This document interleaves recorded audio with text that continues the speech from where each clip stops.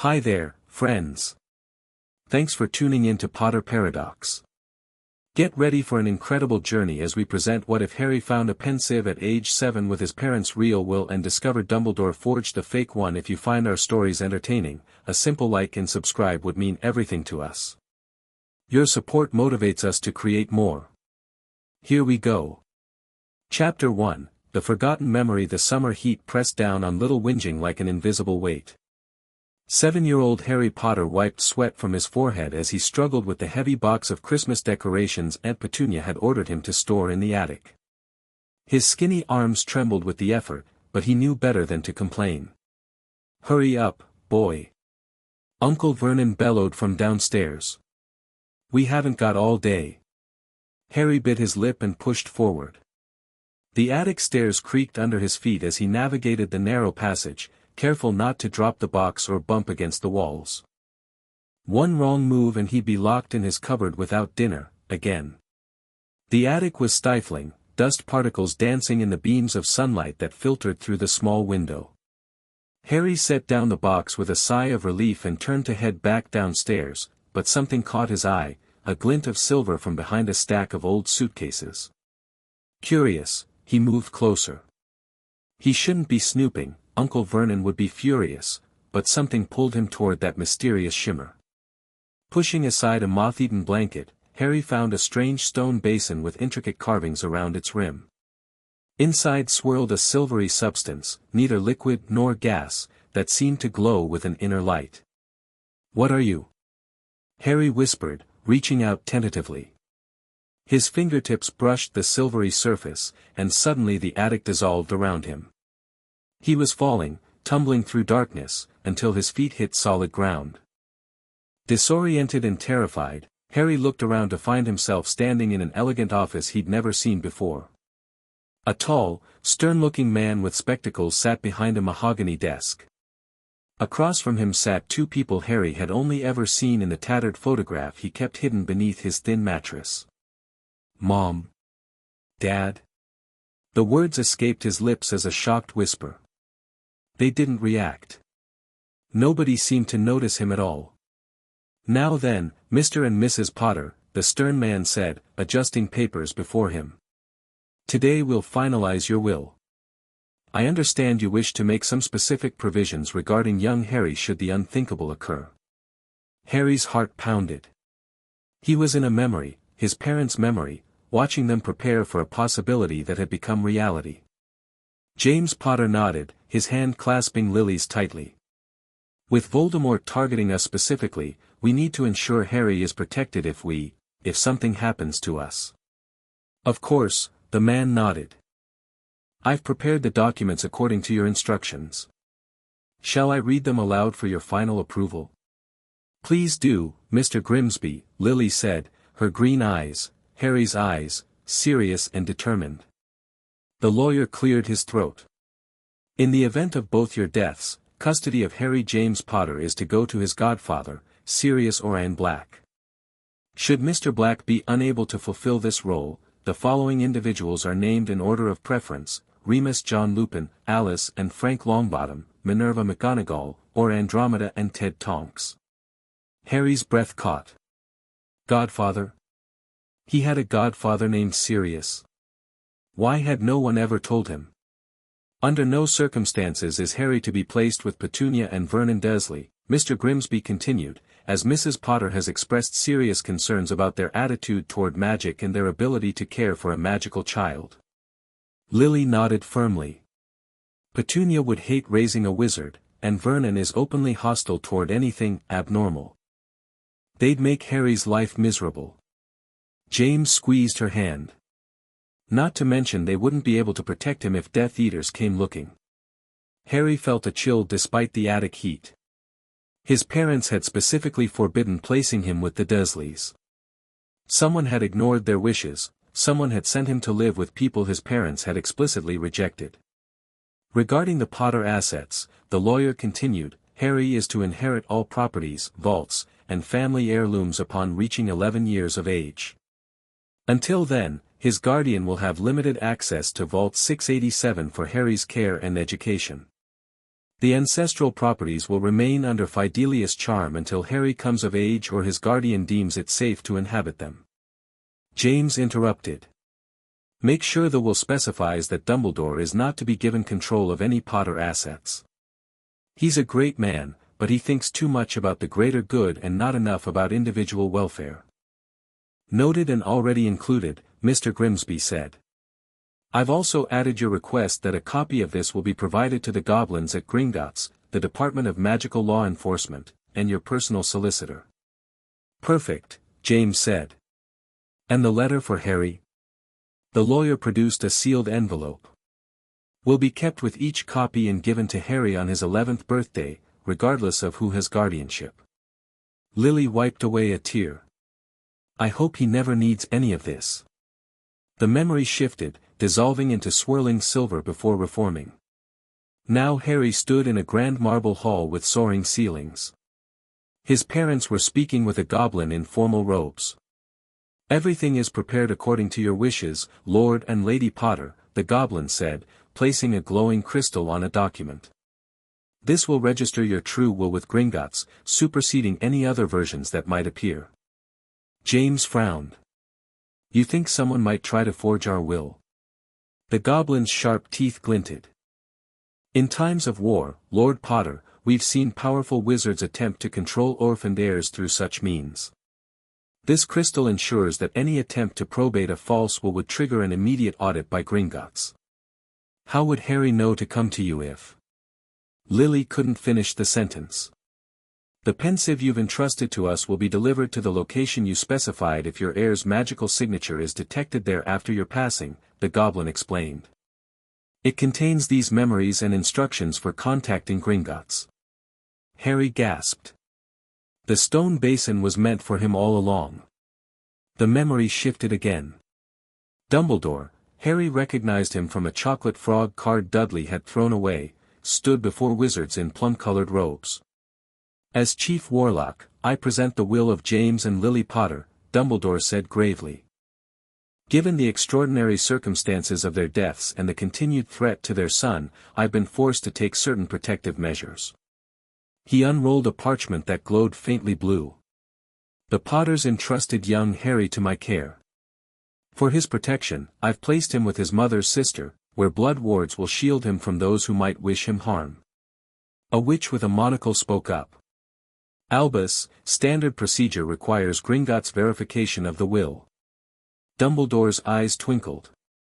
Madam Bones, in these dangerous times, I felt it prudent to act swiftly. The goblins have been notified of my guardianship, and in the interests of Harry's safety, the details of the Potter estate remain sealed until his majority. Harry watched in growing horror as the wizards nodded, accepting Dumbledore's words without question. Only the witch with the monocle looked troubled. The memory dissolved, and Harry found himself back in the stifling attic, kneeling before the Pensieve. Tears streamed down his face as rage and confusion battled inside him. Boy! What's taking so long up there? Uncle Vernon's shout jolted Harry back to reality. Coming, Uncle Vernon. Harry called, quickly covering the Pensieve with the blanket. His mind raced. He had to think, to plan.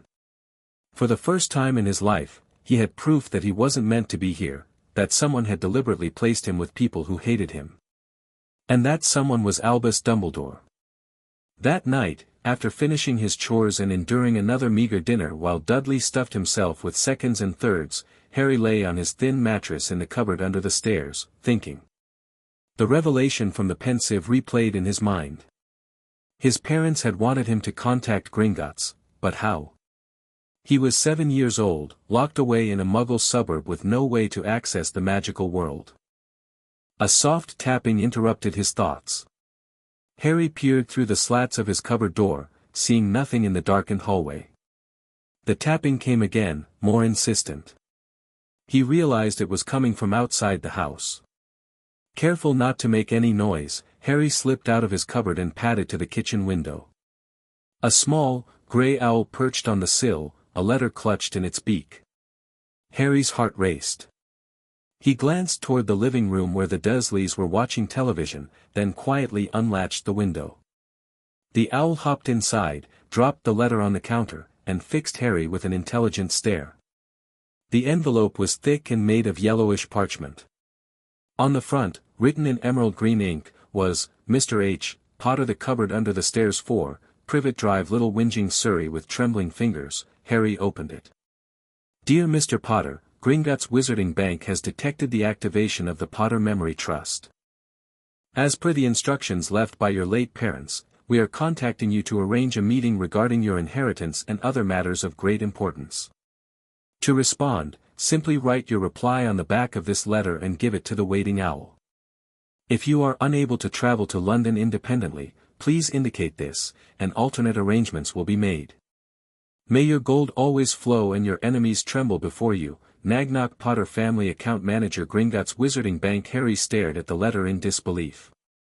Just hours after discovering the Pensieve, the goblins had contacted him, just as they promised his parents. But how could he get to London? The Dursleys would never take him. He grabbed a pencil from the counter and hesitated. What should he write? Deciding honesty was best, he turned the letter over. Dear Mr. Nagnock, thank you for your letter. I only found the Pensieve today and didn't know about Gringotts or my parents will until I saw their memories.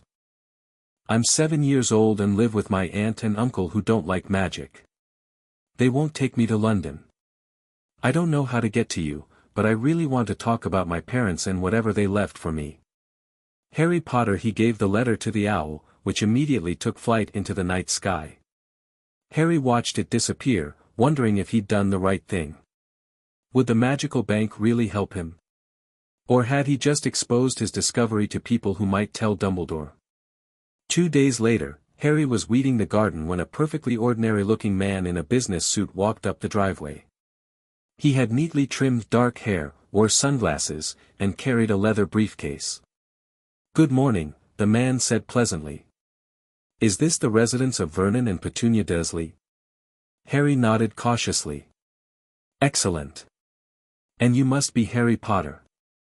The man smiled, lowering his sunglasses just enough for Harry to glimpse eyes that weren't human at all.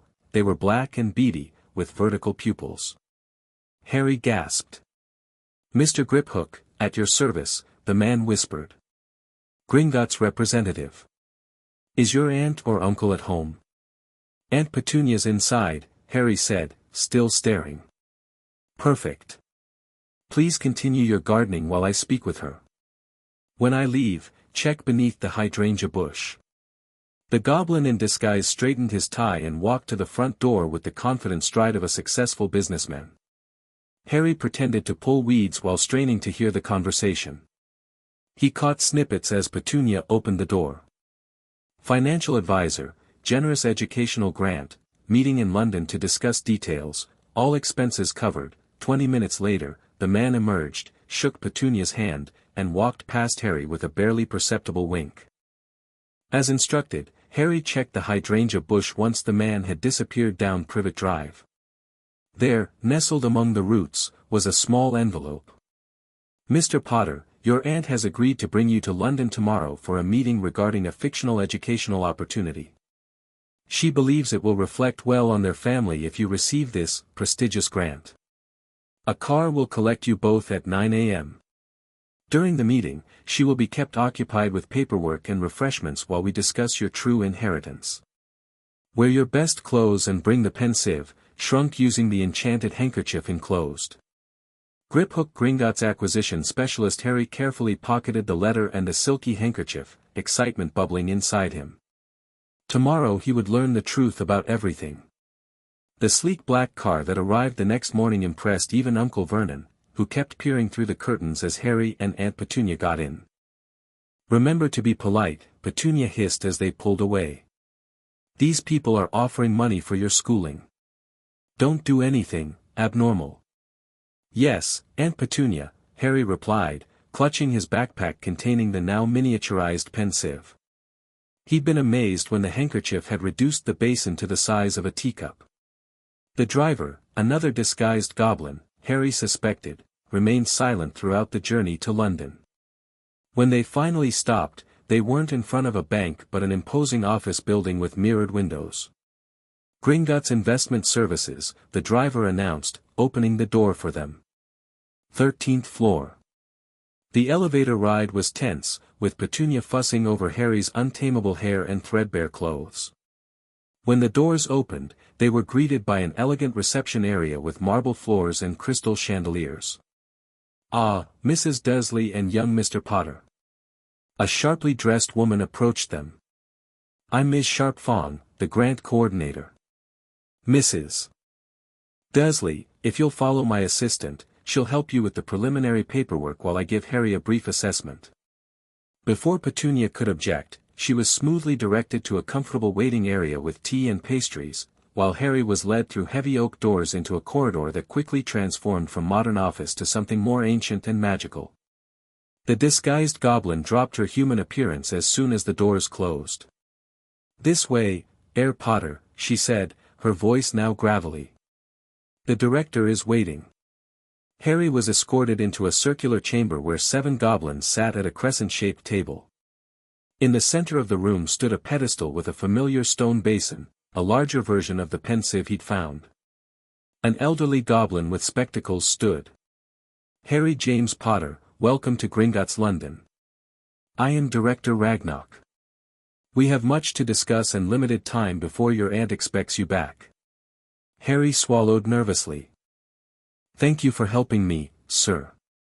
"First," Ragnarok said, "we must verify your identity and the memories you discovered. Please place your Pensieve on the pedestal." Harry carefully removed the miniature basin from his backpack and placed it beside the larger one. A goblin waved a long finger, and Harry's Pensieve expanded to its original size. "Now, your hand, Mr. Potter." Harry extended his hand. The goblin pricked his finger with a small, golden needle, allowing a drop of blood to fall into each Pensieve. The silvery contents of both basins glowed bright red, then gold, before settling back to silver.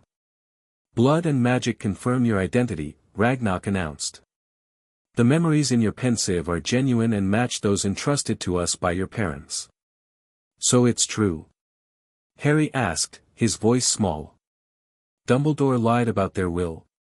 I was never supposed to live with the Dursleys." "Correct," Ragnarok growled. "Albus Dumbledore presented a forged will to the Wisengamot 3 days after your parents' death. Our attempts to challenge it were blocked through his various positions of authority." "But why?" Harry's fists clenched at his sides. "Why would he want me with people who hate me?" A female goblin with silver streaks in her hair spoke up. "Control, Mr. Potter. By isolating you from the magical world and placing you with muggles who mistreated you, he ensured you would view him as a savior when he eventually reintroduced you to magic." Harry felt sick. "What about my godfather?" Sirius Black. The goblins exchanged dark looks. "Imprisoned without trial in Azkaban," Ragnarok said gravely. "Accused of betraying your parents and killing 12 muggles. The memories in your Pensieve suggest his innocence, as your parents clearly trusted him with your guardianship. Can you help him?" Harry asked urgently. "If he's innocent, one step at a time, young heir," Ragnarok counseled. "Today, we establish your rightful claim to the Potter estate. Once you have resources, we can address your godfather's situation." For the next hour, the goblins explained Harry's inheritance, multiple properties under magical protection, business investments, and several vaults containing not just gold but family heirlooms and magical artifacts. Harry learned that he was technically Lord Potter, the last of an ancient and noble house, with political rights that had been suppressed by Dumbledore's guardianship. "We cannot break Dumbledore's legal guardianship today," Ragnarok explained, "but we can activate your heir status, giving you limited access to your vaults and properties." "Will Dumbledore know?" Harry asked anxiously. "Not immediately. The notification won't reach the Ministry until you've had time to secure yourself." Ragnarok passed over a small golden key. "This is your trust vault key. The original was given to Dumbledore, but as your account manager, I've had a new one created." Harry clutched the key tightly. "What should I do first?" "Visit one of your properties," suggested a goblin introduced as Bloodfang, the Potter estate manager. The Potter cottage in Godric's Hollow was partially destroyed, but Potter Haven in Devon remains intact and unplottable. The wards will recognize you, and the house elves have maintained it for your return. House elves? Harry asked, confused. Magical servants bound to your family. They will protect you from Dumbledore or anyone else who might interfere. Harry's head spun with information, possibilities, and plans. For 7 years, he'd been powerless, unwanted, and alone. Now, he had inheritance, properties, and apparently, magical servants waiting for his return. How do I get there? He asked. First, you must claim your heir ring, Ragnarok said, producing a small box. This will allow you to access Potter properties and command the family elves. Harry opened the box to find a gold ring with a red stone etched with what looked like a coat of arms, a shield with a griffin and a stag. When he slipped it on his finger, warmth spread through his body, and the ring resized to fit him perfectly. I feel different, Harry said, examining the ring. The family magic recognizes you, Ragnarok explained. Now, to transportation. Since you're too young to apparate and untrained in magical travel, we've prepared this. He handed Harry a small golden compass. A portkey to Potter Haven. Simply hold it and say, Sanctuary, when you're ready to leave your relatives. But what about Aunt Petunia? Won't she be suspicious if I disappear? We've anticipated this, said the female goblin. We'll modify her memory of today. She'll believe you were evaluated and deemed ineligible for the grant. The disappointment will prevent her from mentioning it to others. Harry nodded, trying to absorb everything. When should I leave the Dursleys? That is your choice, Heir Potter. You could go today, or prepare more thoroughly.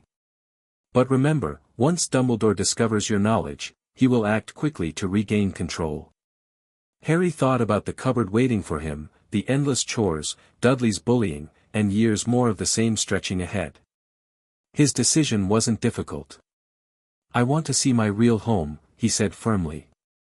But I need to get my things from Privet Drive first. Very well, Ragnarok nodded. We will arrange for your aunt to remember bringing you home today. Use the portkey when you're ready. What about clothes and food and everything else?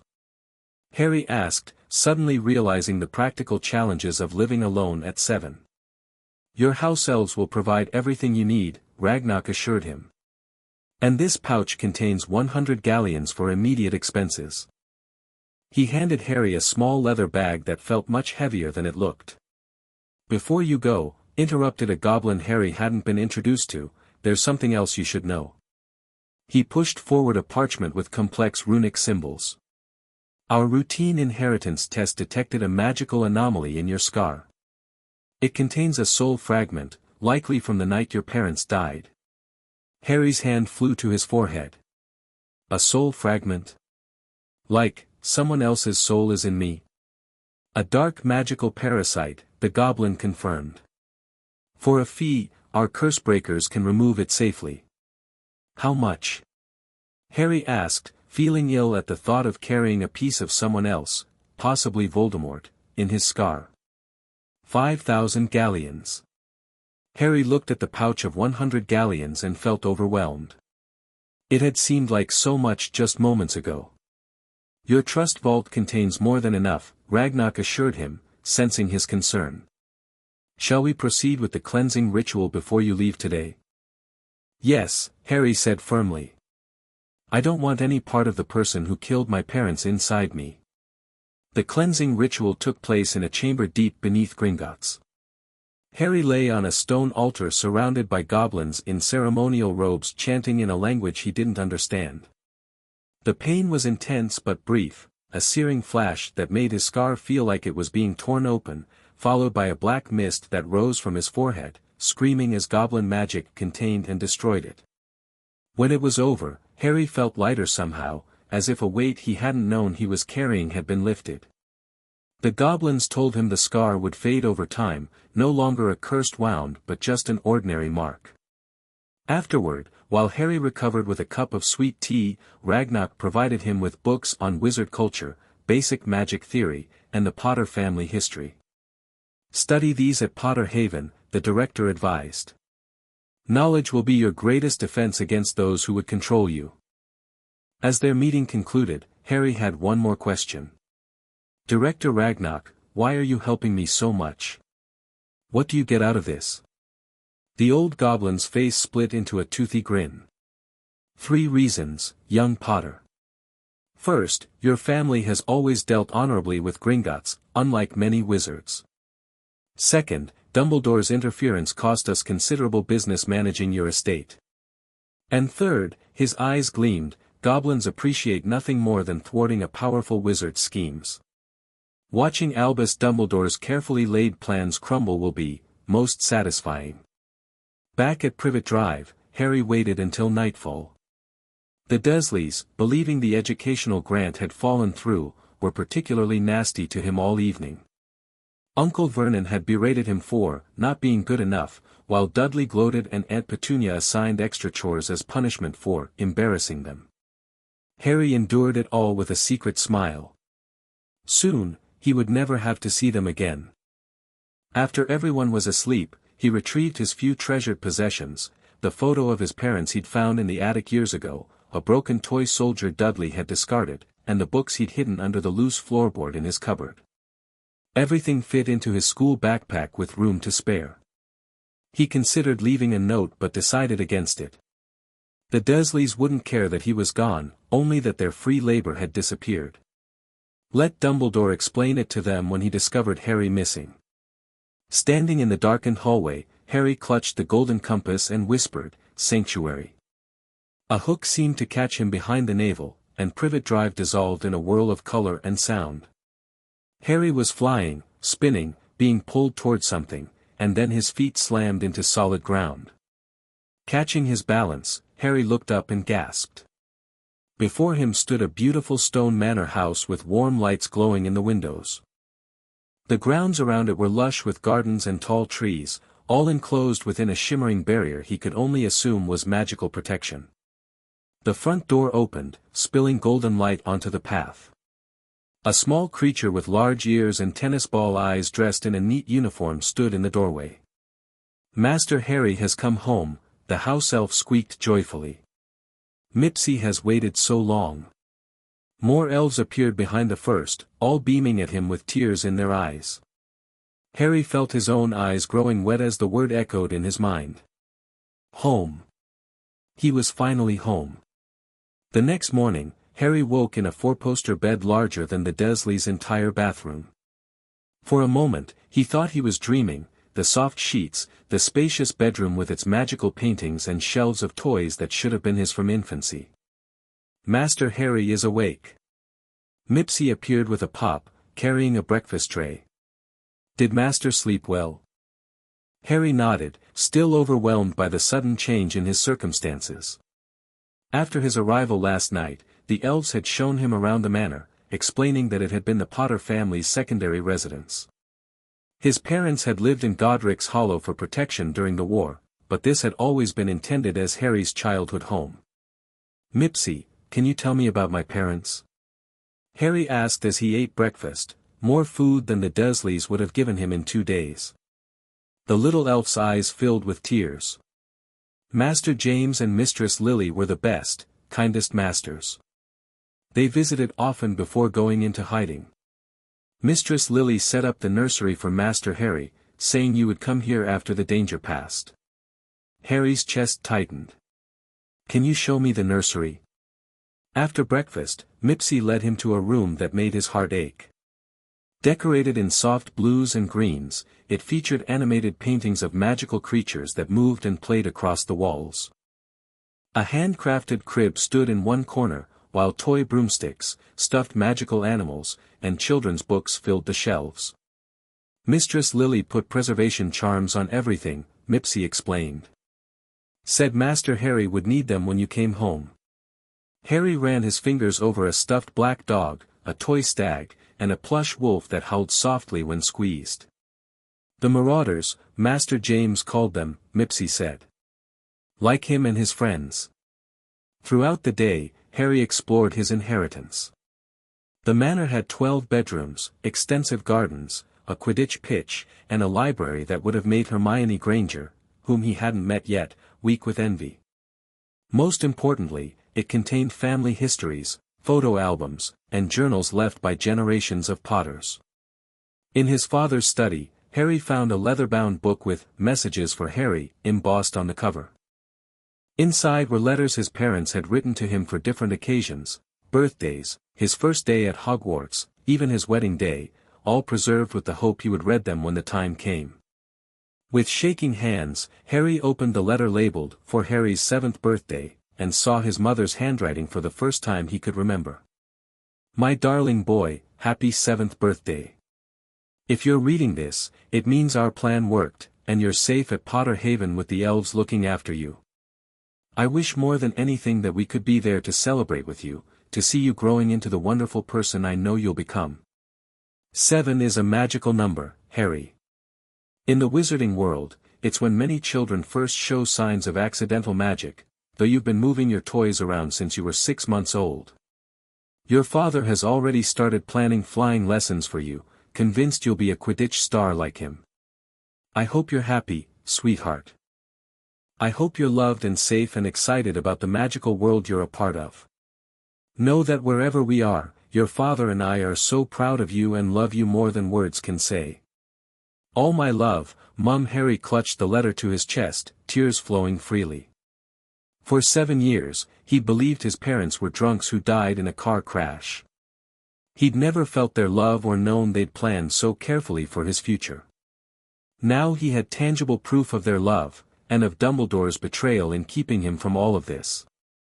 Wiping his eyes, Harry opened the book of wizard law the goblins had given him. If he was going to reclaim his life and help his godfather, he needed to understand the magical world's rules. No more would he be an ignorant pawn in Dumbledore's game.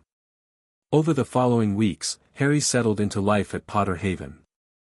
The elves were overjoyed to serve the last Potter, teaching him about magical customs and helping him study the books Ragnarok had provided. Harry learned that his family was one of the oldest in magical Britain, with seats on the Wizengamot, the wizard government, that Dumbledore had claimed as his proxy. Through regular correspondence with Gringotts, carried by the family owls, Harry began to take control of his estate. He learned that Dumbledore had been withdrawing small sums from his trust vault for Harry's care, money that had clearly never been spent on him. "Can we stop him taking any more?" Harry asked in one letter. "We cannot revoke his access without alerting him to your independence," Bloodfong replied. "However, we can audit the withdrawals and demand accounting, which will restrict his future access." Harry agreed to this approach, and soon received word that Dumbledore had been forced to explain his withdrawals to Gringotts. The headmaster had claimed the money went to the Dursleys for Harry's upkeep, a lie Harry documented by taking magical photographs of his cupboard, hand-me-down clothes, and the contrast with Dudley's 2 bedrooms filled with toys. "This will be evidence when the time comes to confront him legally," Ragnarok assured Harry. But Harry's main focus quickly became freeing Sirius Black.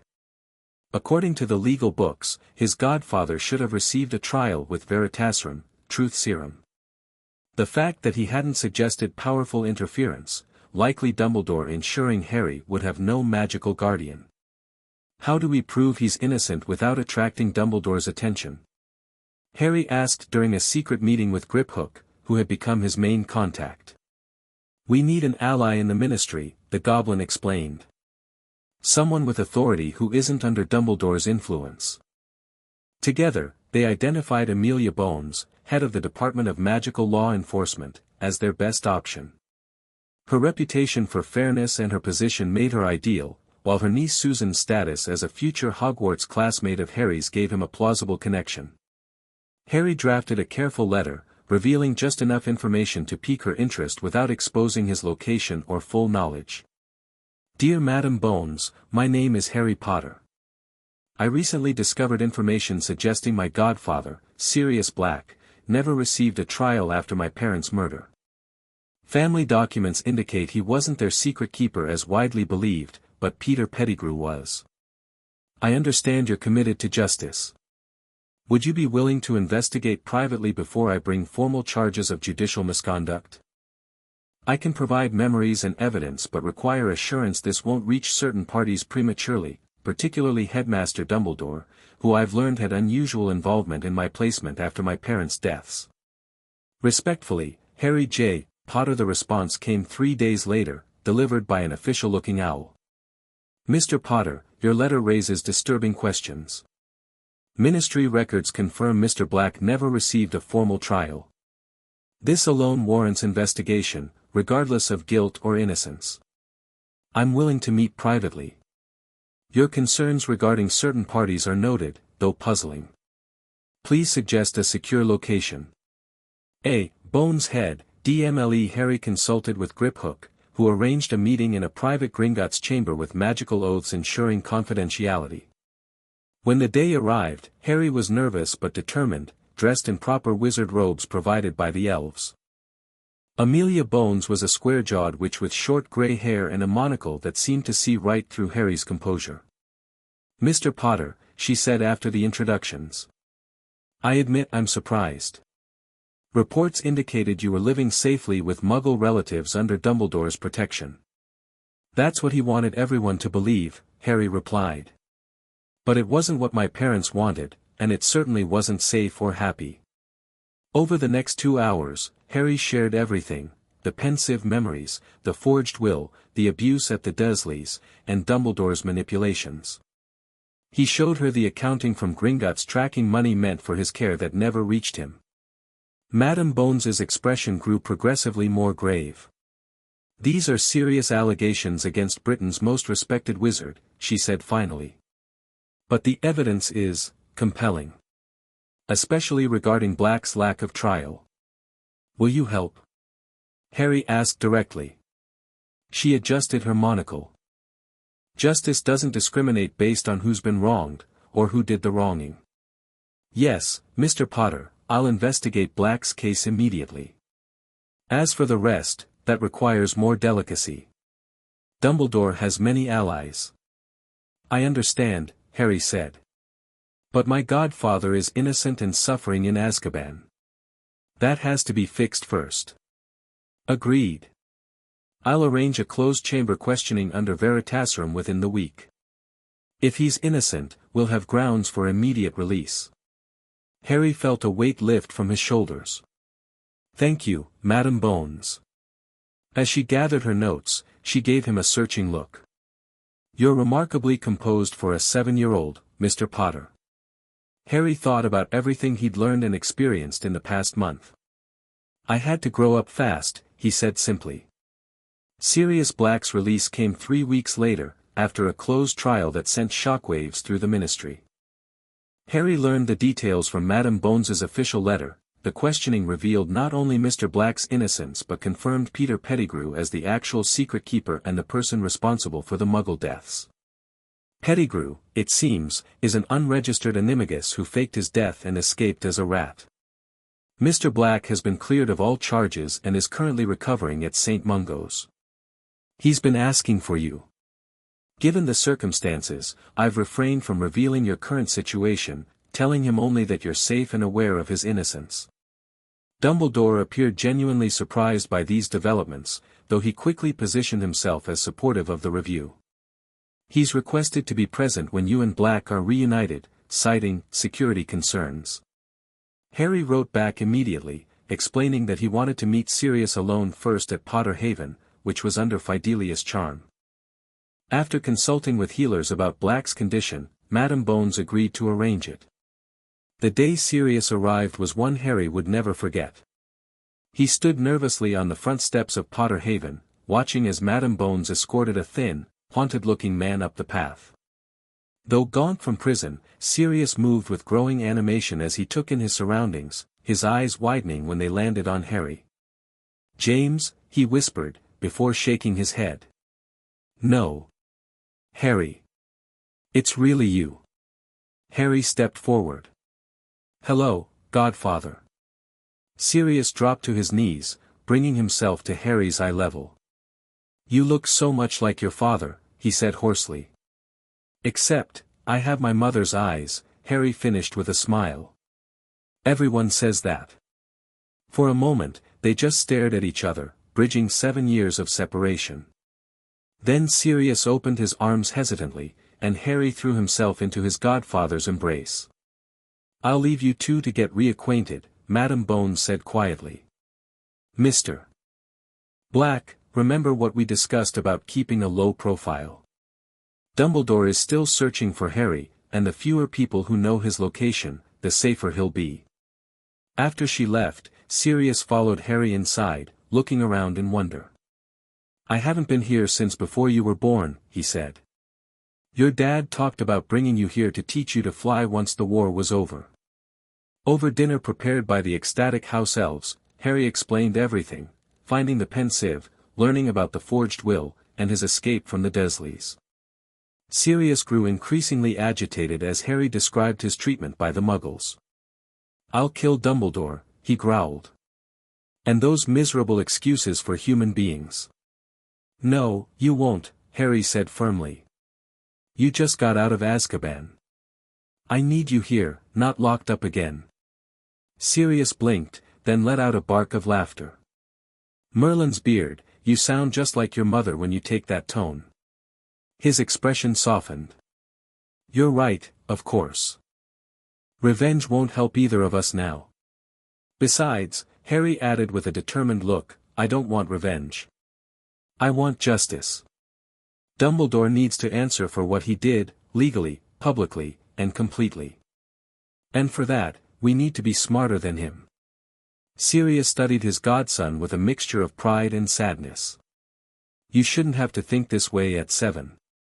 I know, Harry said. But I do, and that's Dumbledore's fault too.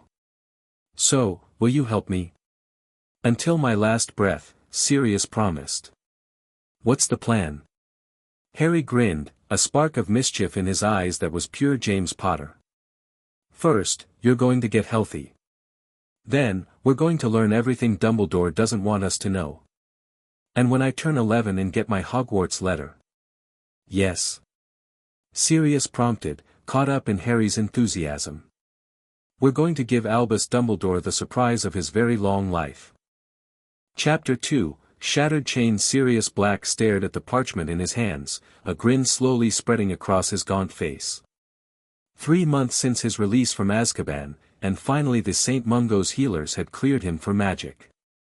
Check this out, pup, he called, striding into the Potter Haven library where 8-year-old Harry sat surrounded by books. Full magical clearance. No more restrictions on my wand use. Harry looked up from a heavy tome on magical law, his eyes brightening. That's brilliant. Can we start proper lessons now? You bet. Sirius ruffled Harry's perpetually messy hair. Though technically you're not supposed to use a wand until you're 11.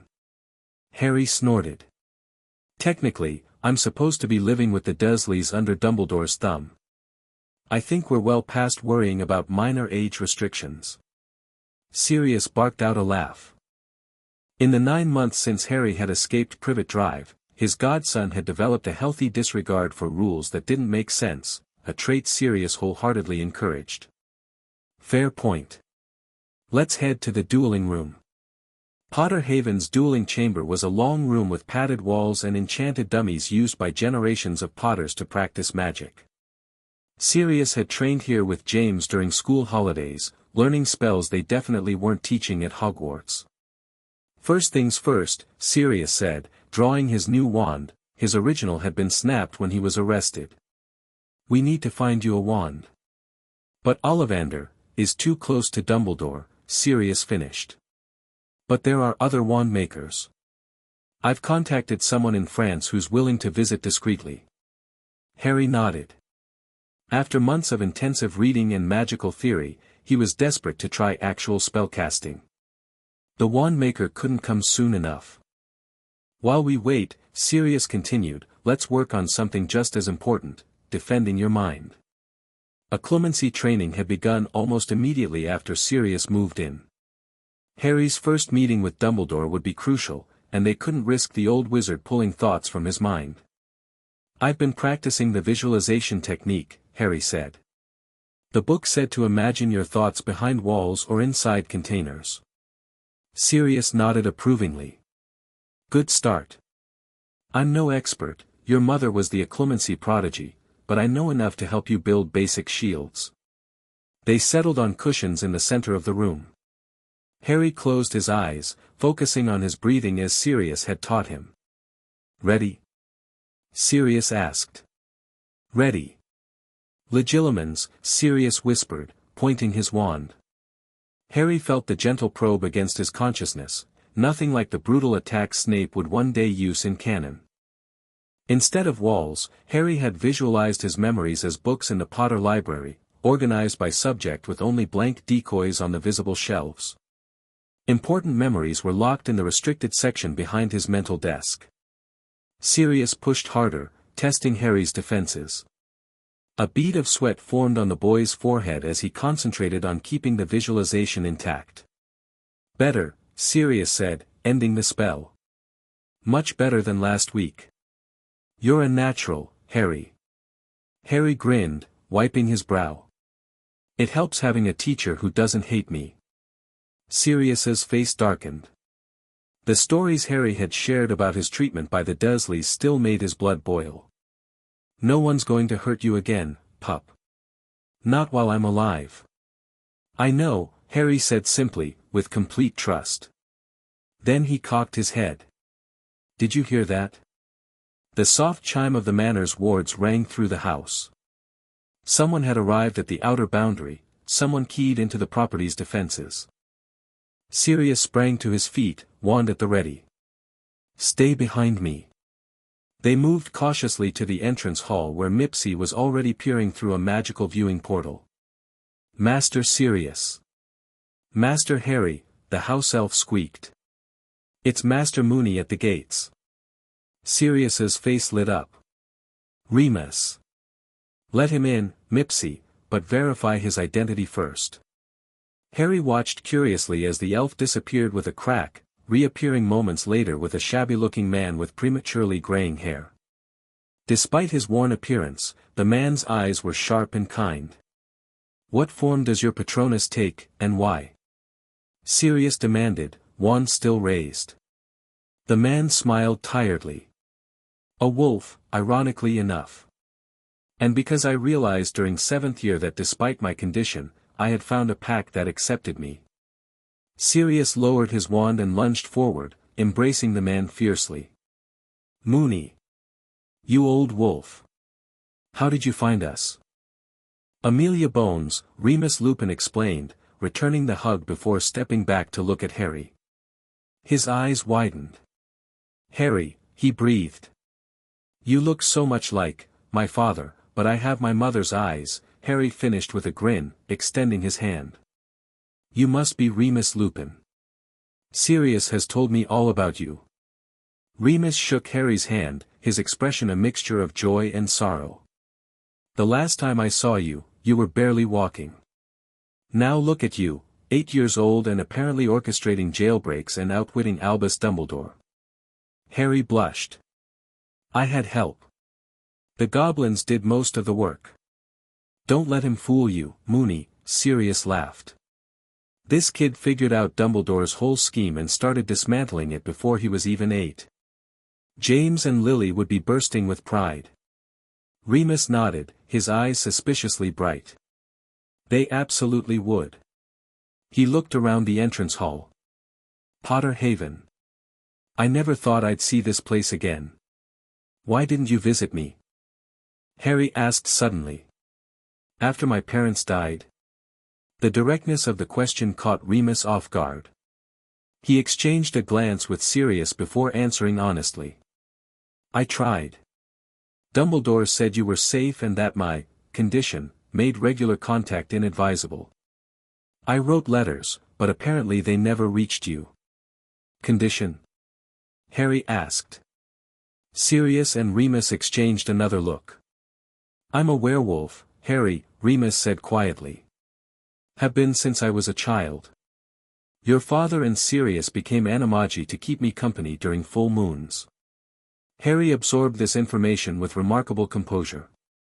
Is that why the toy wolf in my nursery howls when I squeeze it? Remus laughed, tension draining from his shoulders. Probably. Your father had a rather juvenile sense of humor about it all. Can you stay? Harry asked eagerly. Sirius is rubbish at teaching me history of magic, and he says you were the best in your year. Oi! Sirius protested. I'm brilliant at history. I just focus on the interesting bits, like goblin rebellions and witch burnings. You focus on pranks and Quidditch, Harry corrected with an eye roll that would have made Hermione proud. We need a proper teacher if I'm going to be ready for Hogwarts. Remus looked between them, comprehension dawning. You're homeschooling him? Sirius nodded. Can't send him to magical primary school without Dumbledore finding out, and Muggle school would be wasted time at this point. We're preparing him to enter Hogwarts with eyes wide open. Well then, Remus said, a spark of the old marauder glinting in his eyes, it seems you do need a proper teacher. As it happens, I find myself between jobs at the moment. Harry beamed. Brilliant. We have plenty of room, and the library here is amazing. That settles it, Sirius declared. The Marauders are back together, well, the ones that matter. And we have a new mission, Operation Hogwarts Domination. Harry groaned. We are not calling it that. Operation Dumbledore's Downfall? Sirius suggested. Even worse. Remus chuckled. How about Operation New Beginning? Simple, non-suspicious if overheard, and accurate. I like it, Harry decided. Now, can we eat? I'm starving. As they headed toward the dining room, Sirius threw an arm around Remus's shoulders. Fair warning, Moony. The pup has James's appetite but Lily's brains. It's a terrifying combination. I wouldn't have it any other way, Remus smiled, watching Harry race ahead. Though I suspect Hogwarts won't know what hit it. Albus Dumbledore paced his office, an unusual frown creasing his aged face. On his desk lay a letter from Gringotts, the third such correspondence in recent months. This one was more direct than previous inquiries. Headmaster Dumbledore, our audit of the Potter Trust Vault reveals withdrawals totaling 18,270 galleons over 7 years, designated for the care and maintenance of Harry Potter. As part of our standard fiduciary responsibilities, we require detailed accounting of these expenditures. Please provide receipts or sworn statements documenting how these funds were applied to Mr. Potter's welfare. Failure to comply within 30 days will result in a formal investigation by the Department of Magical Finance. Bloodfang Senior Account Manager Gringotts Wizarding Bank. Dumbledore stroked his long beard, troubled. The goblins had never questioned his withdrawals before. Something had changed, but what? His annual check with Arabella Figg confirmed Harry remained at Privet Drive, though her report suggested the boy was increasingly scarce. Perhaps the Dursleys had finally begun integrating him more into Muggle society. The small stipend he provided the Dursleys from Harry's vault was perfectly reasonable, though admittedly most of the withdrawals funded the Order's dormant infrastructure and certain tracking spells tied to the Blood Wards. All for Harry's ultimate protection, of course. But explaining that to the goblins would be problematic. A soft chime interrupted his thoughts. The silver instruments monitoring Harry's condition and location continued to function normally, showing no distress. Whatever prompted the goblin's audit, the boy himself appeared safe. Perhaps a visit to Gringotts is in order, Dumbledore mused to Fawkes. A gentle reminder of the greater good might suffice. The Phoenix trilled skeptically. You're right, old friend. The direct approach rarely works with goblins. Dumbledore sighed. I shall have to be creative with my accounting. He moved to the fireplace, throwing in a pinch of Floo powder. Ministry of Magic, Minister's Office. Cornelius Fudge's head appeared in the flames moments later. Albus. To what do I owe the pleasure? Merely a small administrative matter, Cornelius. I wonder if you might authorize a confidential expenditure classification for certain protective measures around the boy who lived. For security reasons, you understand. Fudge puffed up importantly. Of course, of course. Can't be too careful with young Potter's safety. Send the paperwork to my office, and I'll sign it immediately. Excellent. Your cooperation in protecting Harry is most appreciated. After ending the call, Dumbledore returned to his desk more confidently. With ministerial classification, the goblins would be legally prevented from pursuing their audit too aggressively. A temporary solution, but sufficient until Harry arrived at Hogwarts, where Dumbledore's influence would be absolute. The boy was the linchpin of his plans for defeating Voldemort permanently. Everything, the prophecy, the Horcrux in Harry's scar, the blood protection, required Harry to be malleable, trusting, and ultimately willing to sacrifice himself when the time came. A few financial irregularities were trivial compared to the greater purpose. 3 more years, Dumbledore murmured. Just until he's safely at Hogwarts. The headmaster didn't notice that one of the silver instruments had stopped spinning entirely, the one linked to the blood wards at Privy Drive. The French wand maker arrived at Potter Haven a week after Remus's appearance. Monsieur Moreau was a slight man with silver hair pulled into a ponytail and fingers stained with various magical substances. Unlike Ollivander's predetermined stock, Moreau believed in crafting wands specifically for the wizard. The wand chooses the wizard, yes, he explained in accented English as he unpacked his case in the sunroom. But why limit the choices to what I have already made? For special clients, those with unusual power or destiny, I prefer to let the materials themselves choose. Harry watched, fascinated, as Moreau laid out dozens of wood samples and core materials on a silk cloth. There were the standard unicorn hairs, dragon heartstrings, and phoenix feathers, but also more exotic items, sphinx whiskers, thunderbird tail feathers, and what appeared to be crystallized basilisk venom. Now, young Potter, move your hand above each component. Don't touch, just feel. Tell me which call to you most strongly. Harry closed his eyes, extending his hand over the materials. He moved slowly, sensing subtle variations in magical energy. Certain items seemed to hum or warm as his hand passed over them. This one, he said, stopping over a rich, reddish wood. And his hand drifted to the cores, hovering between 2 options before settling. This one. Moreau's eyebrows rose. Interesting. Cherry wood and a dual core of phoenix feather and thunderbird tail. A powerful combination, perfect balance of life and death, creation and destruction. From the doorway where he and Remus were observing, Sirius whistled. Sounds intense for an 8-year-old. The wand anticipates the wizard you will become, not merely who you are now, Moreau explained. This will take 2 days to craft properly. In the meantime. He reached into his case and removed a plain wand of pale wood. A practice wand. Limited power, but sufficient for learning basic spells without ministry detection. Harry accepted it reverently. Thank you, Monsieur Moreau. Don't thank me yet, the wand maker chuckled. Wait until you see what you can do with your true wand. The difference between magical theory and practical application was immediately apparent.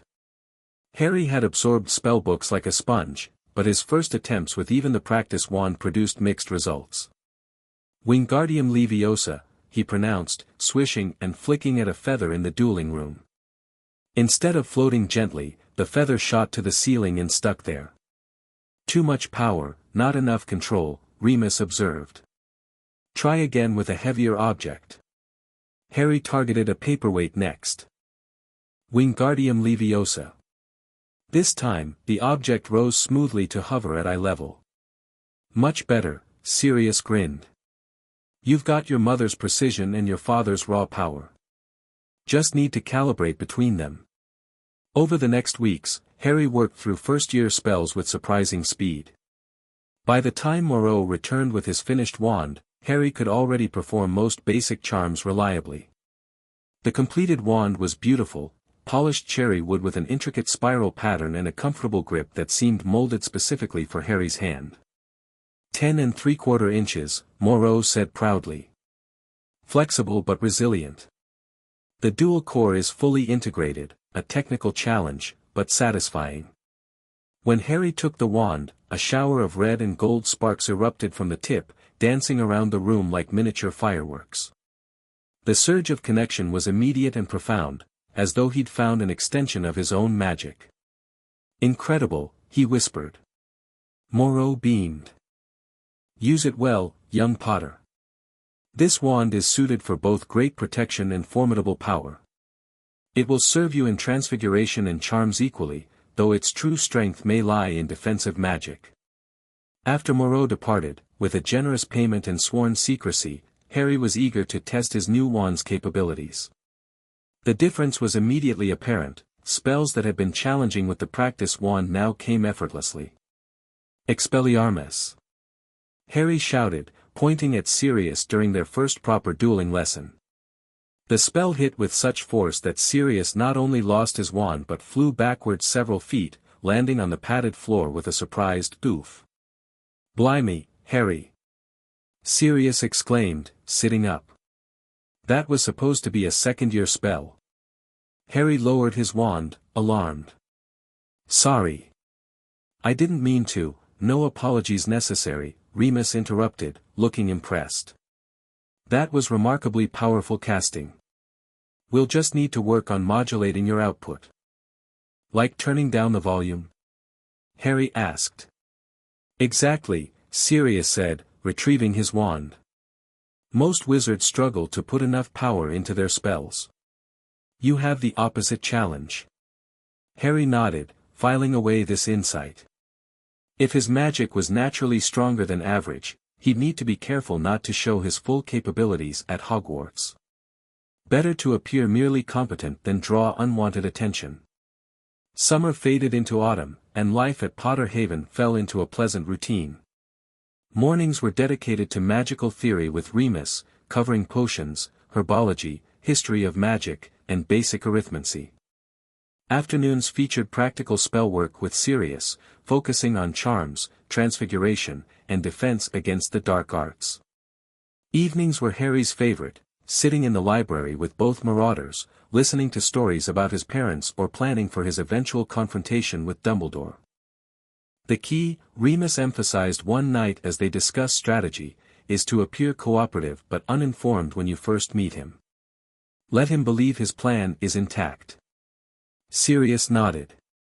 Dumbledore's greatest weakness is his certainty that he's the only one who understands the big picture. Use that against him. Harry had learned more about Dumbledore's likely motivations from piecing together fragments in his parents' journals and Sirius's recollections. The prophecy that had marked him as Voldemort's equal, the likelihood of the Dark Lord's eventual return, and Dumbledore's conviction that Harry would play a crucial role. So he's not evil, Harry reasoned, just convinced that controlling my life is necessary for some greater purpose. That's the most dangerous kind of manipulation, Remus said quietly. The kind done with good intentions. Their planning extended beyond dealing with Dumbledore. Harry insisted on researching Voldemort's history and methods, convinced the Dark Lord would return someday. This led to discoveries that even Sirius and Remus found shocking.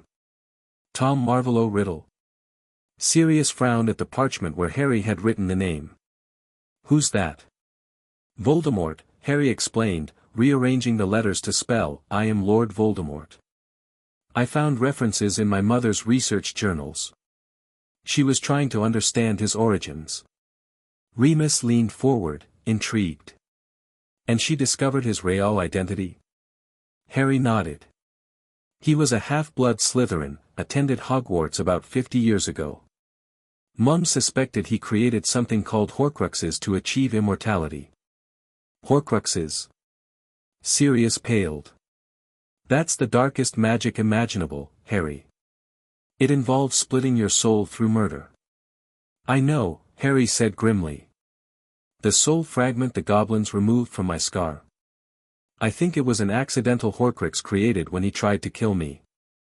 The room fell silent as the implications sank in. If Voldemort had created deliberate Horcruxes beyond the one in Harry's scar, he could not be truly defeated until all were destroyed. Does Dumbledore know about this? Remus asked. Almost certainly, Harry replied. Which explains a lot about his interest in controlling me. He probably believes I'll have to confront Voldemort again. Sirius rubbed his face. This is too heavy for an 8-year-old, Harry. You shouldn't have to think about Dark Lords and soul fragments. Harry shrugged. Better to know what we're facing than be blindsided. Mum always said knowledge is power. Your mother, Remus said with a sad smile, would be terrified and proud in equal measure to hear you say that. As winter settled over Devon, another unexpected visitor arrived at Potter Haven, Madame Amelia Bones, accompanied by her niece Susan. Their visit had been arranged through careful correspondence, with Amelia expressing interest in meeting Harry properly after helping with Sirius's case. Susan, a shy girl with strawberry blonde hair and a kind smile, was Harry's age and would be in his year at Hogwarts. This was Harry's first opportunity to interact with another magical child his age, and both adults watched with interest as the children cautiously got to know each other. Do you really live here all the time? Susan asked as Harry showed her the grounds, bundled in winter cloaks. It's enormous. Harry nodded. It was my family's home for generations. I didn't know about it until last year, though. That's sad, Susan said bluntly. I can't imagine not knowing about my family history. Auntie Amelia always makes sure I know everything about the Bones legacy. Harry liked her straightforward manner. What's it like growing up in a magical household? Susan considered this. Normal, I suppose. I've never known anything else. Though Auntie says I have to be careful around Muggle children because I might accidentally say something about magic. Have you done much accidental magic? Harry asked. Loads. Last summer I turned all the garden gnomes purple when one bit me. She grinned. What about you? Harry told her about appearing on the school roof while escaping Dudley's gang. They swapped stories as they wandered the snow-covered gardens, finding common ground despite their different upbringings. Inside, Amelia updated Sirius and Remus on ministry matters. Fudge is getting increasingly dependent on Lucius Malfoy's advice and financial contributions, she reported grimly.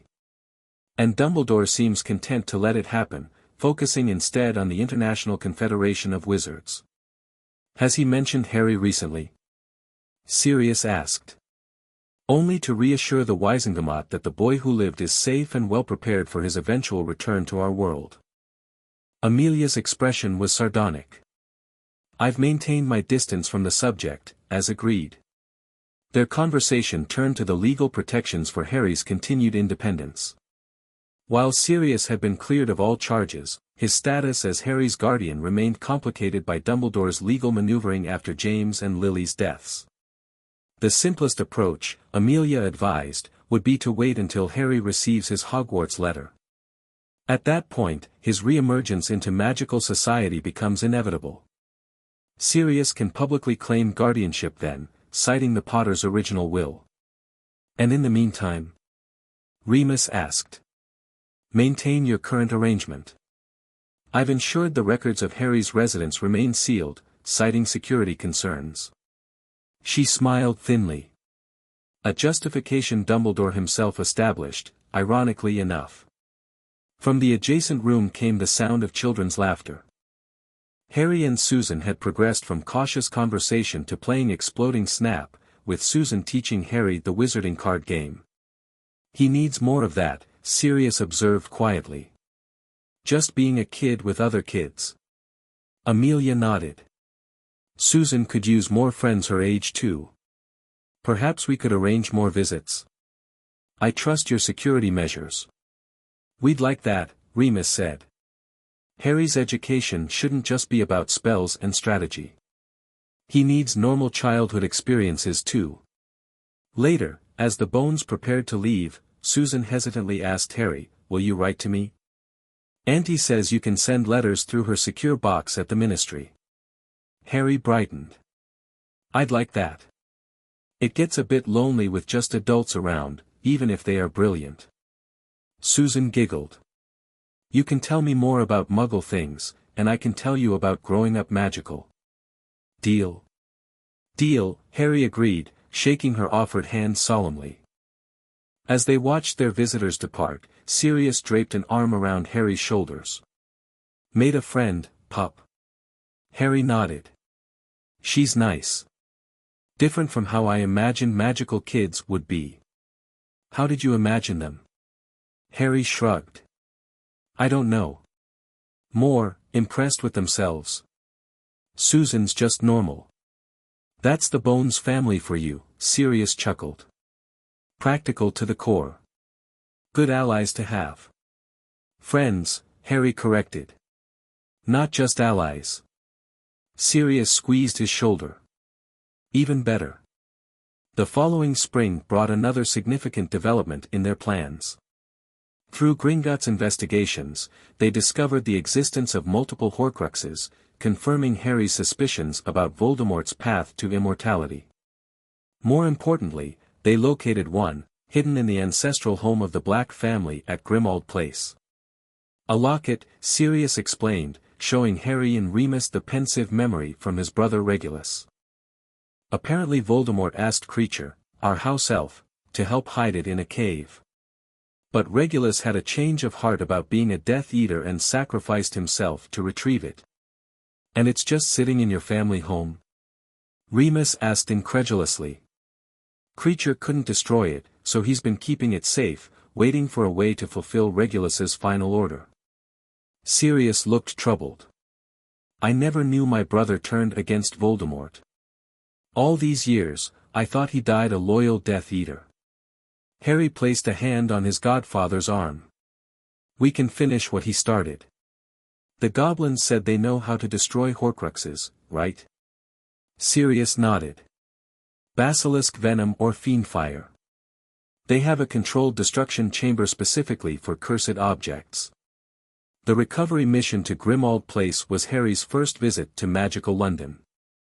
Heavily disguised with appearance-altering charms and a hooded cloak, he accompanied Sirius through the decrepit house where his godfather had grown up. Cheerful place, Harry commented, eyeing the mounted house elf heads on the wall. The noble and most ancient house of Black, Sirius said sarcastically.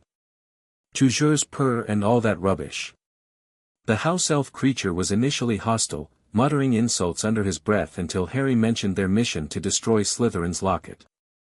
You knows about Master Regulus's locket, the ancient elf croaked, his bloodshot eyes widening. You can destroy it. We can, Harry assured him. We know how important this was to your Master Regulus.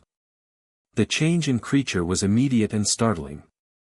He brought them the locket, reverently placing it in a warded box provided by the goblins.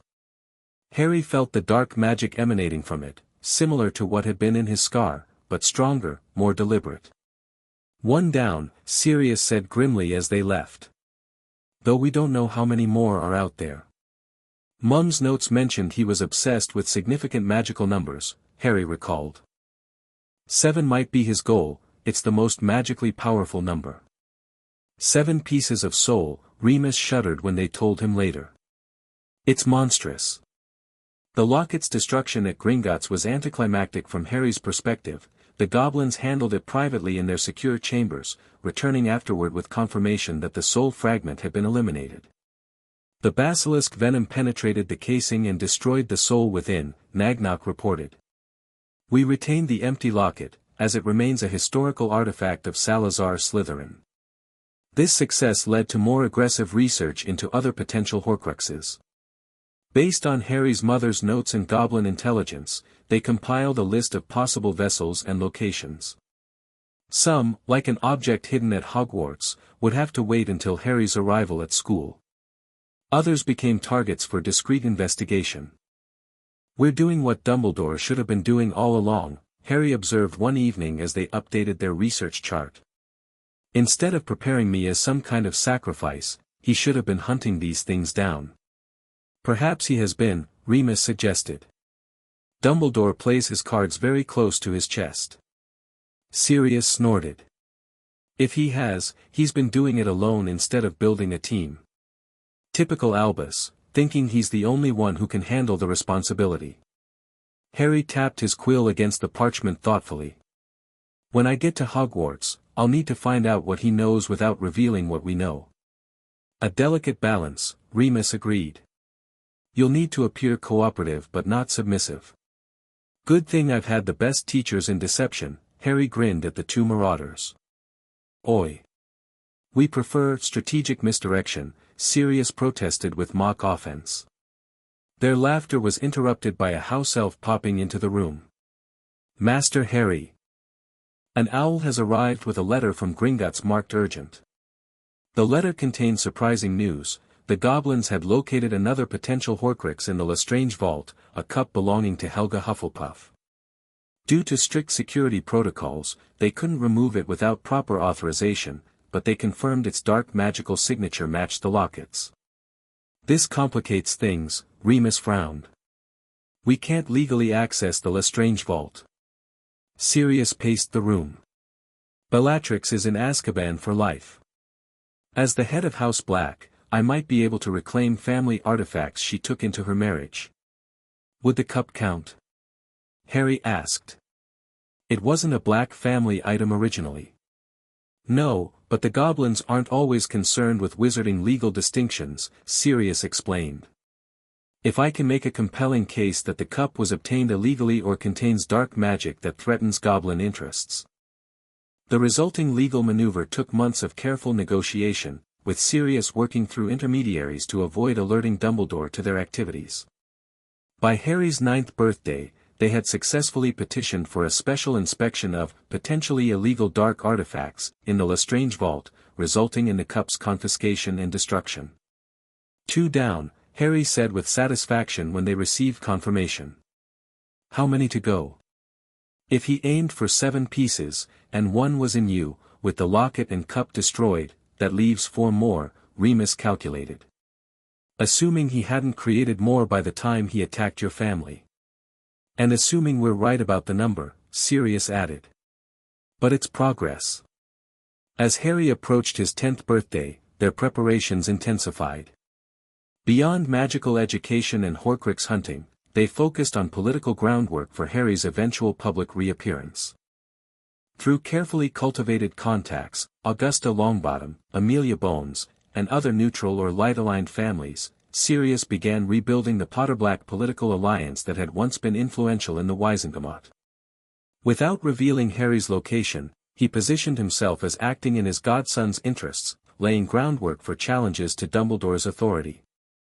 Harry's magical education continued to advance well beyond his years. By 10, he had mastered the entire first-year Hogwarts curriculum and was working through second-year material. His particular talents emerged in defense against the dark arts, charms, and surprisingly, potions, the latter thanks to his mother's detailed notebooks and Remus's patient instruction. Lily would be thrilled, Remus remarked after Harry successfully brewed a perfect strengthening solution, a 4th-year potion. She always said potions was the most elegant branch of magic. Snape will hate that I'm good at it, Harry observed, carefully bottling the shimmering liquid. From Sirius and Remus's stories, he developed a clear picture of the bitter potions master who had loved his mother but despised his father. Snape hates everything on principle, Sirius grumbled. Don't let him affect your interest in the subject. I won't, Harry promised. But I'm not showing him my full abilities either. Better he underestimates me. This strategic approach extended to all his preparations. Harry understood that appearing too knowledgeable or powerful would raise questions about his upbringing and training. Instead, they developed a careful facade. Harry would demonstrate solid but not exceptional abilities in public, while keeping his advanced skills private. It's not about deceiving people, Remus explained when Harry questioned whether this was too manipulative. It's about controlling the narrative. People like Dumbledore have preconceived notions about who you should be. If you immediately challenge those expectations, they'll try to fix what they see as the problem. By showing them what they expect to see, Harry reasoned, I gain time and space to operate on my own terms. Exactly, Sirius nodded approvingly. Save the surprises for when they'll have maximum impact. The confrontation with Dumbledore came sooner than expected. 2 months before Harry's 11th birthday, the wards at Potter Haven alerted them to a powerful magical presence testing the property's boundaries. "It's him," Sirius confirmed, checking the security orb in the study. "Dumbledore's trying to locate you through magical signature tracking." Harry felt a chill despite the summer warmth. "Can he get through the Fidelius?" "No," Remus assured him. "But the fact that he's trying means something has alerted him to your absence from Privet Drive." They soon learned the catalyst. Arabella Figg, Dumbledore's squib observer in Little Whinging, had finally managed to get close enough to Petunia to directly inquire about Harry's welfare. Petunia, having long since accepted the memory modification suggesting Harry had been sent to a special school, had innocently revealed that Harry hadn't lived there for nearly 3 years. The revelation sent shockwaves through Dumbledore's carefully constructed plans. His monitoring instruments had failed him, the blood wards had fallen, and the boy who lived was beyond his reach. Worse, the goblins now refused all access to Harry's vaults, citing irregularities in previous withdrawals. Through their ministry contacts, Sirius and Remus learned that Dumbledore had launched a quiet but intensive search, involving trusted Order members like Minerva McGonagall and Alastor Moody. The official story provided to the searchers was concern for Harry's safety, but Sirius suspected Dumbledore's motivations went deeper. "He's panicking," Sirius told Harry after a secret meeting with Kingsley Shacklebolt, an Auror sympathetic to their cause. "His grand plan is falling apart, and he doesn't know how much you know or who has you." "Should we contact him?" Harry asked. "Get ahead of his search." Remus shook his head. "Not yet. Let him expend resources searching. The more desperate he becomes, the more leverage we'll have when you do meet." They accelerated their preparations, knowing Hogwarts letters would be sent soon. Harry's reappearance needed to be carefully staged for maximum advantage. The breakthrough came from an unexpected source, Minerva McGonagall herself. Frustrated by Dumbledore's secretiveness and concerned about Harry's welfare, she contacted Remus, her former student, hoping he might have insight into Sirius Black's activities since his release. Remus arranged a meeting at a secure location, where, after obtaining Harry and Sirius's permission, he revealed enough to convince her that Harry was safe, happy, and well-educated. "Albus has been beside himself," McGonagall confided, her Scottish brogue more pronounced in her agitation. "When he discovered Harry was missing from those awful muggles, he aged 10 years overnight." "Those awful muggles were never supposed to have Harry in the first place," Remus replied calmly.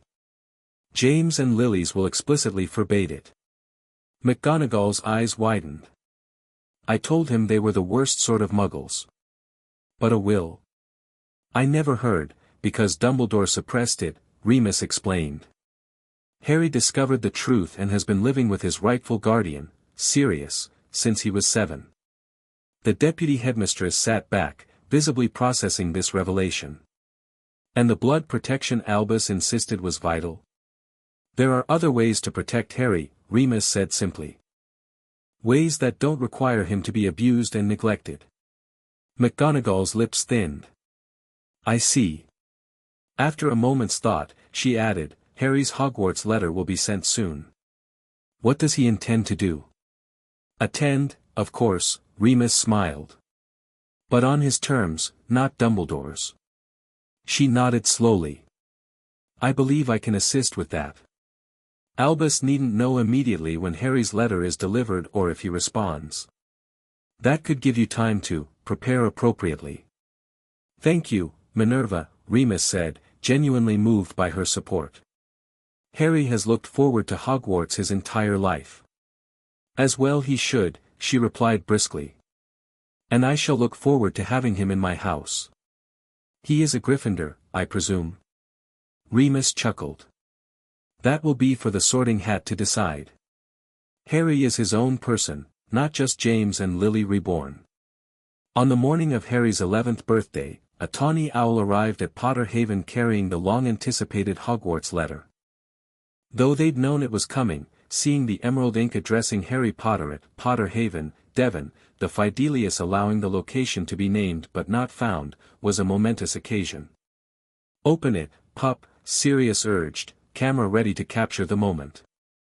Harry broke the wax seal and unfolded the familiar parchment. Hogwarts School of Witchcraft and Wizardry Headmaster, Albus Dumbledore, Order of Merlin, First Class, Grand Source, CHF, Warlock, Supreme Mugwump, International Confede, of Wizards. Dear Mr. Potter, we are pleased to inform you that you have been accepted at Hogwarts School of Witchcraft and Wizardry. Please find enclosed a list of all necessary books and equipment. Term begins on September 1st. We await your owl by no later than July 31st. Yours sincerely, Minerva McGonagall, Deputy Headmistress. Official at last. Harry grinned, handing the letter to Remus while examining the supply list. Though I already have most of these books. We'll still visit Diagon Alley for the full experience, Sirius insisted. New robes, cauldron, the works. Every young witch and wizard deserves that first shopping trip. Harry nodded eagerly. After years in hiding, the prospect of openly walking through the magical shopping district was thrilling, even knowing it would likely trigger his first encounter with Dumbledore. They had prepared a careful response to the acceptance letter, with McGonagall's cooperation. Harry would confirm his attendance, with Sirius signing as his guardian. This would force the issue of guardianship into the open while giving them control over the timing and circumstances of Harry's reappearance. Ready for the next phase? Remus asked as Harry signed the response letter with a flourish. Ready, Harry confirmed. Operation New Beginning is go.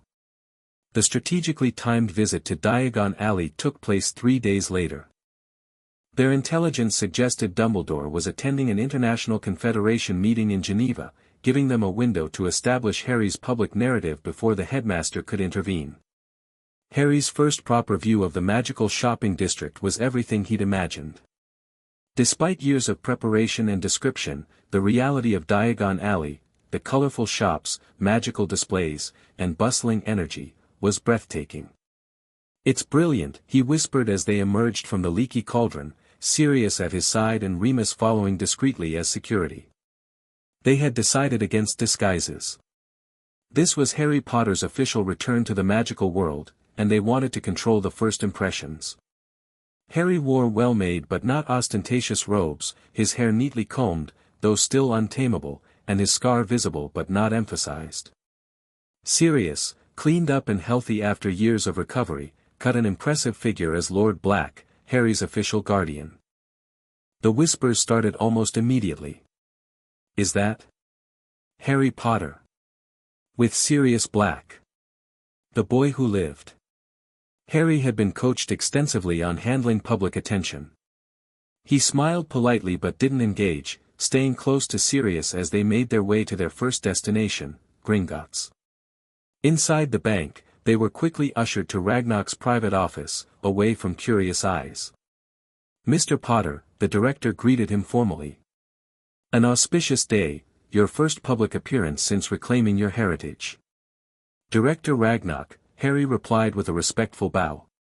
Thank you for your continued assistance. The formalities complete, they discussed final preparations for the inevitable confrontation with Dumbledore. The goblins had prepared comprehensive documentation of the financial irregularities, the suppressed will, and the Dursleys' neglect, ammunition if needed, though they hoped to avoid public scandal. News of your appearance will reach Dumbledore within hours, Ragnarok warned. Be prepared for him to intercept you before you leave the alley. We're counting on it, Sirius replied grimly. Better to have the first meeting on our terms, in public, with witnesses. Their shopping proceeded methodically afterward. At Flourish and Blots, Harry selected his school books plus additional texts on magical law and advanced defense. At Madame Malkin's, he was fitted for school robes alongside another first year, Draco Malfoy. Hogwarts too, the blonde boy asked before recognition dawned. You're Harry Potter.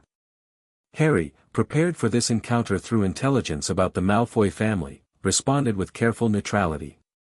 That's right. And you are?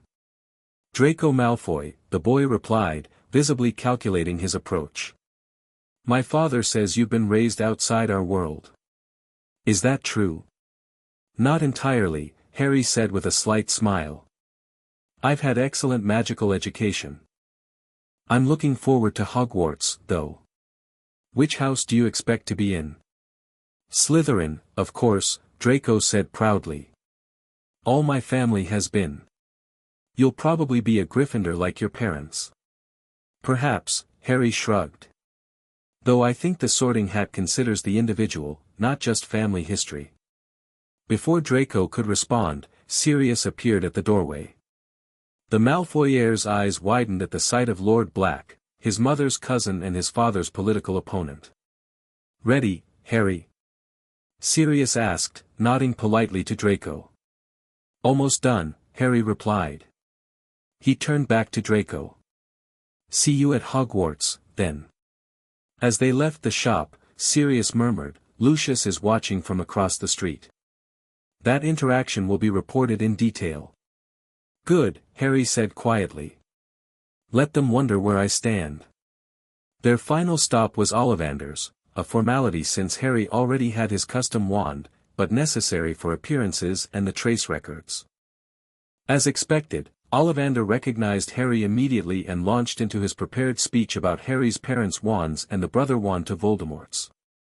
When the wand maker brought out the Holly and Phoenix feather wand, Harry held it with feigned interest. It produced a weak stream of sparks, compatible but not ideal. Curious, Ollivander murmured. I expected a stronger reaction. Perhaps. He disappeared into the shelves, returning with several alternatives. After testing multiple wands with deliberately inconsistent results, Harry allowed a cherry and dragon heartstring wand to select him. Similar enough to his custom wand to feel comfortable, but different enough to maintain his secret advantage. An unusual combination for you, Mr. Potter, Ollivander commented, wrapping the wand. Powerful for charm work and transfiguration. I expected something more, aligned with defensive magic.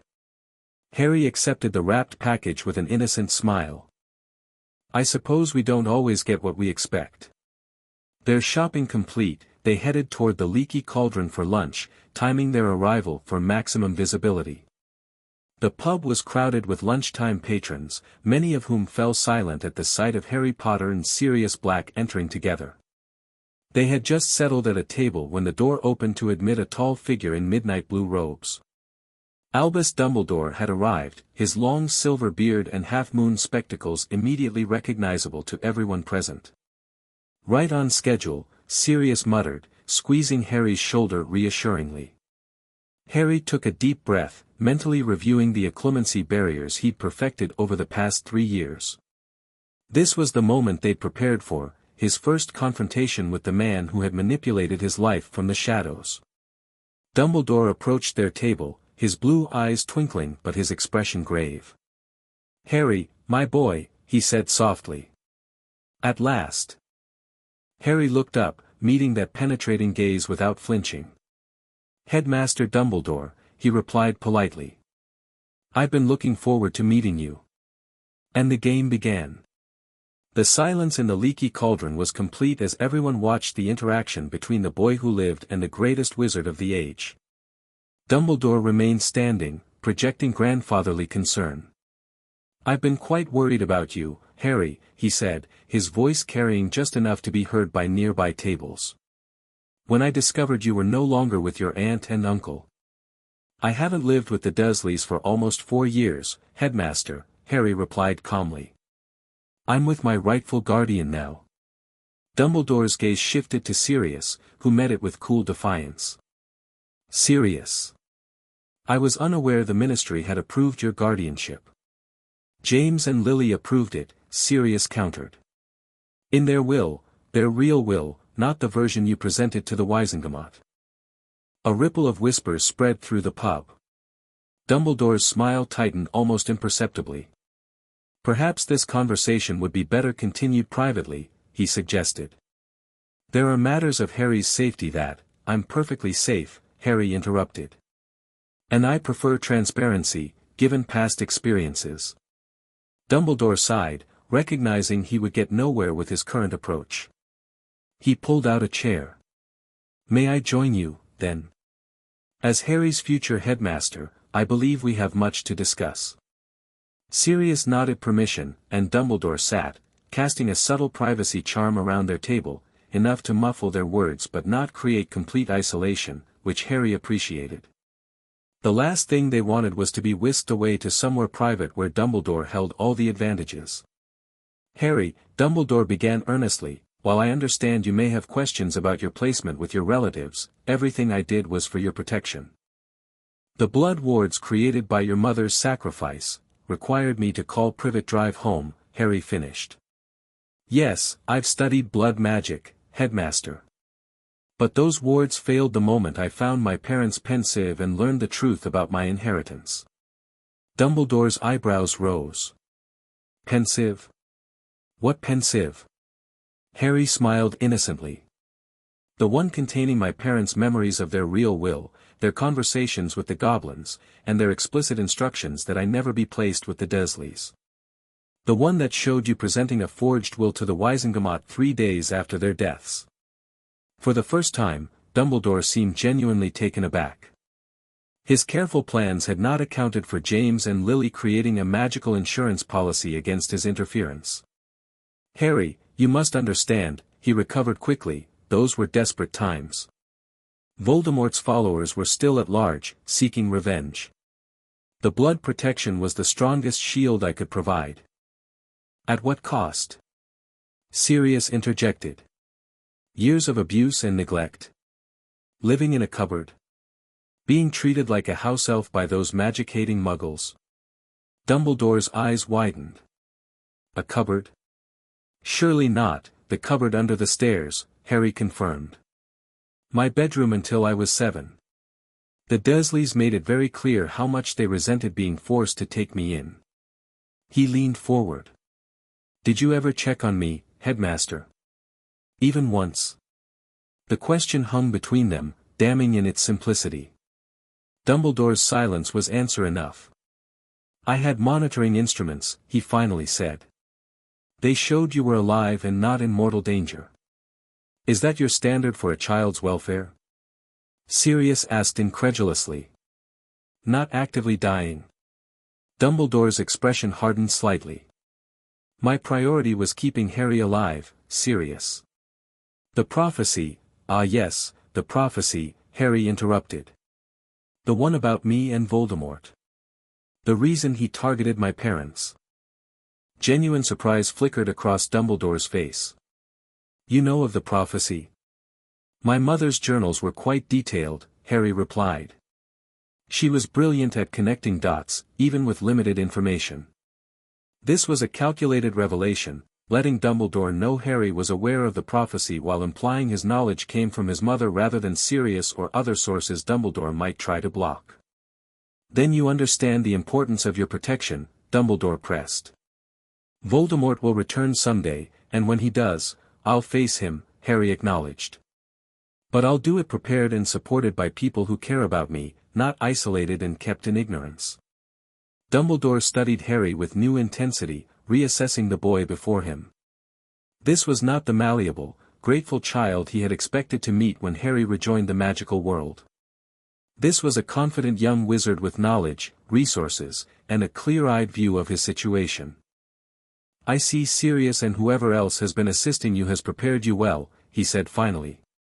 But there are things about your connection to Voldemort that even they may not understand. Like the soul fragment that was in my scar. Harry asked innocently. The goblins removed that years ago. Very unpleasant business, Horcruxes. Dumbledore paled visibly. How did you? He stopped, recalibrating. The goblins removed it. Successfully. Harry nodded.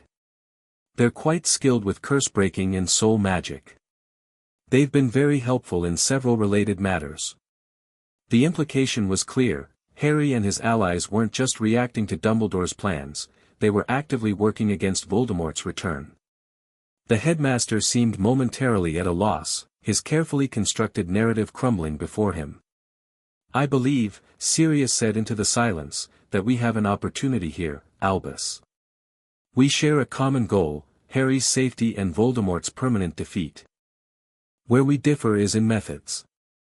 I won't allow Harry to be a sacrificial pawn or a weapon to be pointed and fired. He deserves a childhood, an education, and the right to make his own choices. And what do you want, Harry? Dumbledore asked, addressing the boy directly. Harry met his gaze steadily. I want to attend Hogwarts. I want to learn magic, make friends, and be as normal a student as possible. I know that's not entirely realistic given who I am, but it's my goal. He paused. I also want the truth, Headmaster. No more manipulations or secrets for my own good. I've earned that much. Dumbledore was silent for a long moment, clearly weighing options and recalculating plans. Finally, he nodded slowly. Perhaps I have underestimated you, Harry. And perhaps. A note of genuine regret entered his voice. I allowed my focus on the greater threat to blind me to your immediate welfare. For that, I am truly sorry. The apology seemed sincere, though Harry maintained his acclimacy shields. Thank you, Headmaster. I'd like to move forward cooperatively, if possible. As would I, Dumbledore agreed, though his eyes remained calculating. Though I must express concern about your living arrangements. The protective magic is more than adequate, Sirius interrupted firmly. Potter Haven has centuries of wards, updated with the latest protections. The Fidelius charm ensures its location remains secret, and additional measures are in place that I'm not at liberty to discuss in public. Dumbledore nodded reluctantly. I see. And your education until now? Comprehensive, Harry said simply. I've covered the standard curriculum and then some. He'll be well prepared for classes, Sirius added. Though we've ensured he still has plenty to learn at Hogwarts. The conversation continued for another half hour, a careful dance of information revealed and withheld on both sides. By the end, a tentative understanding had been reached. Dumbledore would acknowledge Sirius's guardianship publicly in exchange for assurances that Harry would attend Hogwarts and maintain regular communication with the headmaster regarding any unusual magical experiences or visions. As Dumbledore finally rose to leave, he fixed Harry with one last penetrating look. You are not what I expected, Harry Potter. Harry smiled. I'll take that as a compliment, Headmaster. Indeed. Dumbledore inclined his head. Until September 1st, then.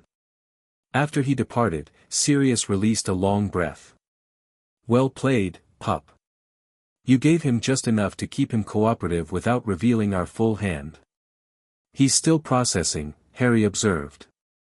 Trying to fit me into his plans rather than abandoning them entirely. That's Dumbledore, Sirius agreed. Always 10 steps ahead, or trying to be. The difference is now he knows you're playing the same game. Harry took a sip of his butterbeer, watching the pub patrons gradually return to their own conversations, though many still cast curious glances their way. Phase 1 complete, he said quietly. Now for the hard part. Hogwarts? Sirius asked. Harry nodded. Finding the right balance between fitting in and staying true to what I know. Making real friends while keeping secrets. Being both Harry Potter, normal student, and Harry Potter, prophecy child. You won't be doing it alone, Sirius reminded him. You have allies now, Susan Bones, potentially Neville Longbottom, others whose families are aligned with us politically. And I have this, Harry tapped his enchanted journal, linked to matching books possessed by Sirius and Remus. Instant communication if I need advice or help. Just remember, Sirius said, his voice growing serious, your primary job at Hogwarts is to be 11. Learn, make friends, play Quidditch, get in a reasonable amount of trouble, just not the life-threatening kind. Harry laughed. I'll do my best. The remainder of the summer passed in a whirlwind of preparation. News of Harry Potter's return to the magical world exploded across the Daily Prophet, with speculation running rampant about his upbringing, abilities, and relationship with Dumbledore. Sirius handled the publicity masterfully, giving exactly one interview to establish their narrative. Harry had been secretly moved to his ancestral home years ago for security reasons, with Dumbledore's public story about Muggle relatives being a necessary misdirection to protect him from lingering Death Eater threats. The fiction preserved Dumbledore's reputation while giving Harry the freedom to acknowledge his true upbringing. Politics is about finding solutions where everyone saves face, Sirius explained when Harry questioned the deception. Dumbledore knows the truth, we know the truth, but the public gets a version that doesn't undermine confidence in either side. Harry spent his final weeks before Hogwarts meeting with potential allies and friends. The Longbottoms, Augusta and her grandson Neville, visited Potter Haven, establishing connections that would prove valuable at school. Susan Bones became a regular visitor, along with her friend Hannah Abbott. Even the Weasleys, longtime allies of Dumbledore but good people in their own right, were carefully brought into Harry's circle through Arthur's ministry connections. Cast a wide net, Remus advised. Your parents had friends in all houses, and you should too. Influence at Hogwarts isn't just about power, it's about information and access. Harry absorbed these lessons eagerly.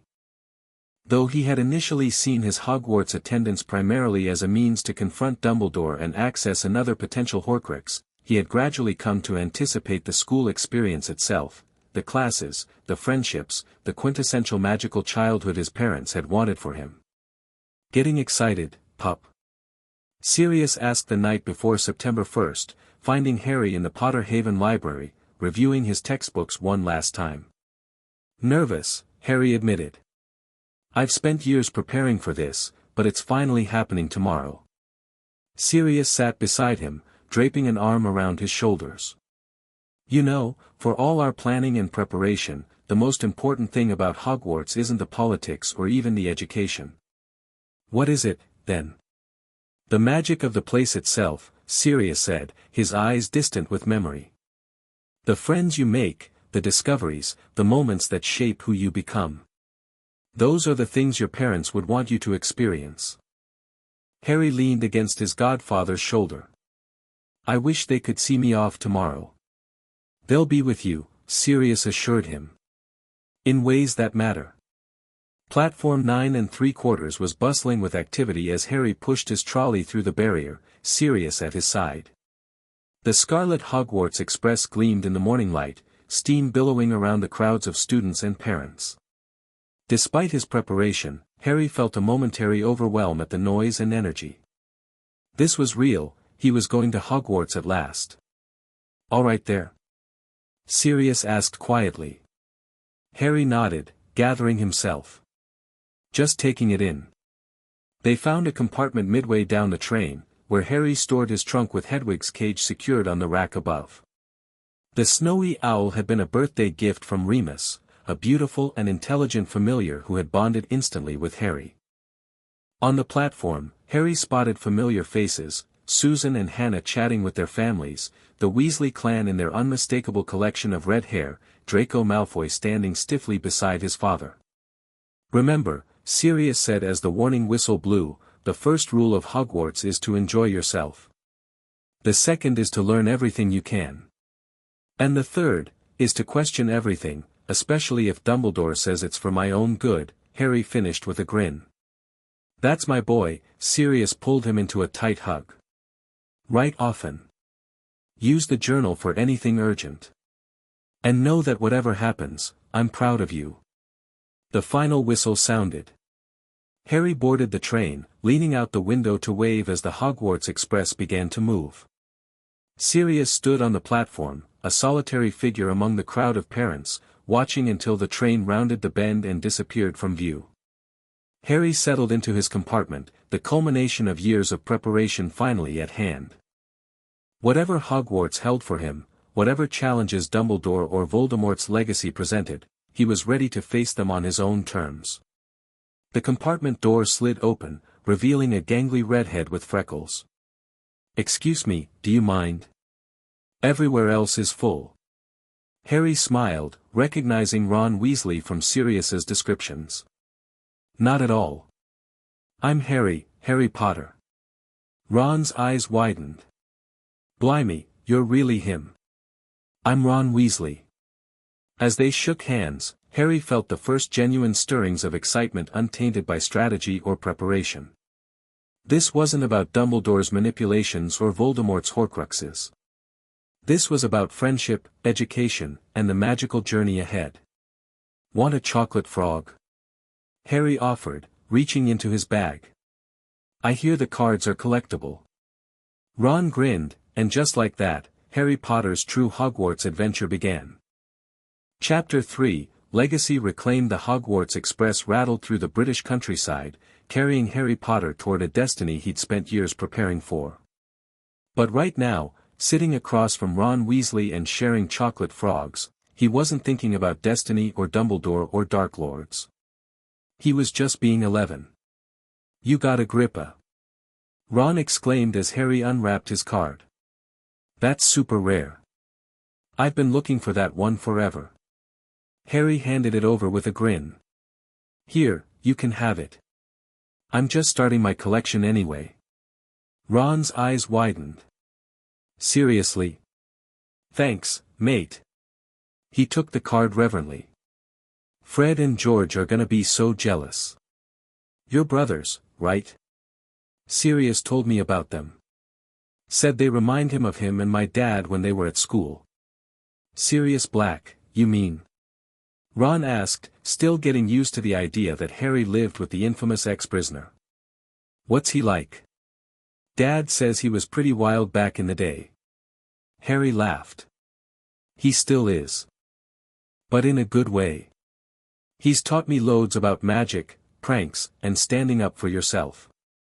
He popped another chocolate frog in his mouth. What about your family? You've got a lot of siblings, yeah? As Ron launched into explanations about his 5 brothers and younger sister, Harry relaxed into normal conversation. This was what he'd missed growing up, just talking about families and everyday stuff without plotting or planning. Their compartment door slid open, revealing Susan Bones and Hannah Abbott. There you are, Harry. Susan said cheerfully. We've been looking all over. Hannah nodded.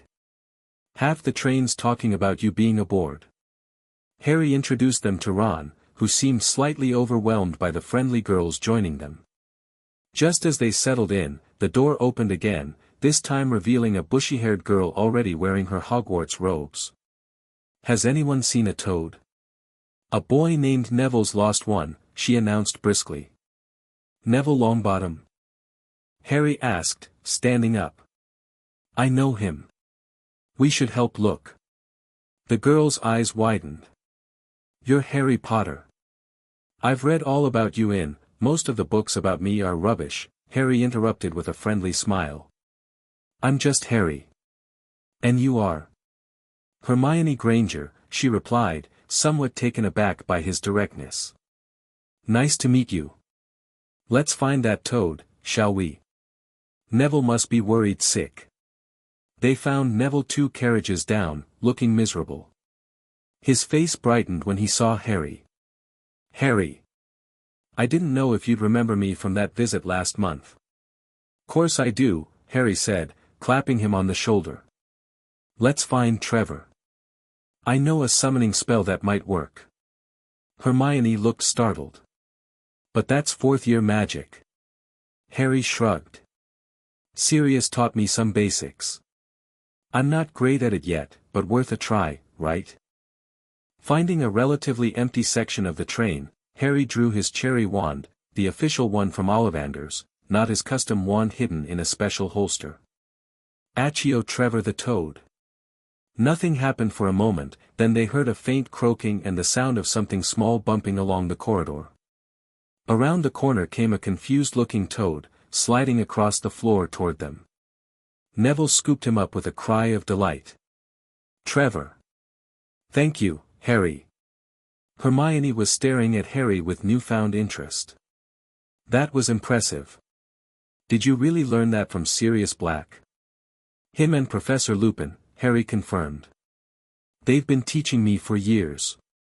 Nothing too advanced, just practical stuff. This was the story they'd agreed on, acknowledging Harry had some training without revealing the full extent of his abilities. It explained any accidental displays of advanced magic while maintaining the appearance of a normally educated first year. As they made their way back to Harry's compartment, they encountered Draco Malfoy flanked by two large boys who could only be Crabbe and Goyle. "Potter," Malfoy said, blocking their path. "I've been looking for you. I thought we should continue our conversation from Madame Malkin's." His eyes flickered over Harry's companions with thinly veiled disdain. "Sure," Harry said easily. "These are my friends, Neville Longbottom, Susan Bones, Hannah Abbott, Hermione Granger, and Ron Weasley." He gestured to Malfoy. "This is Draco Malfoy.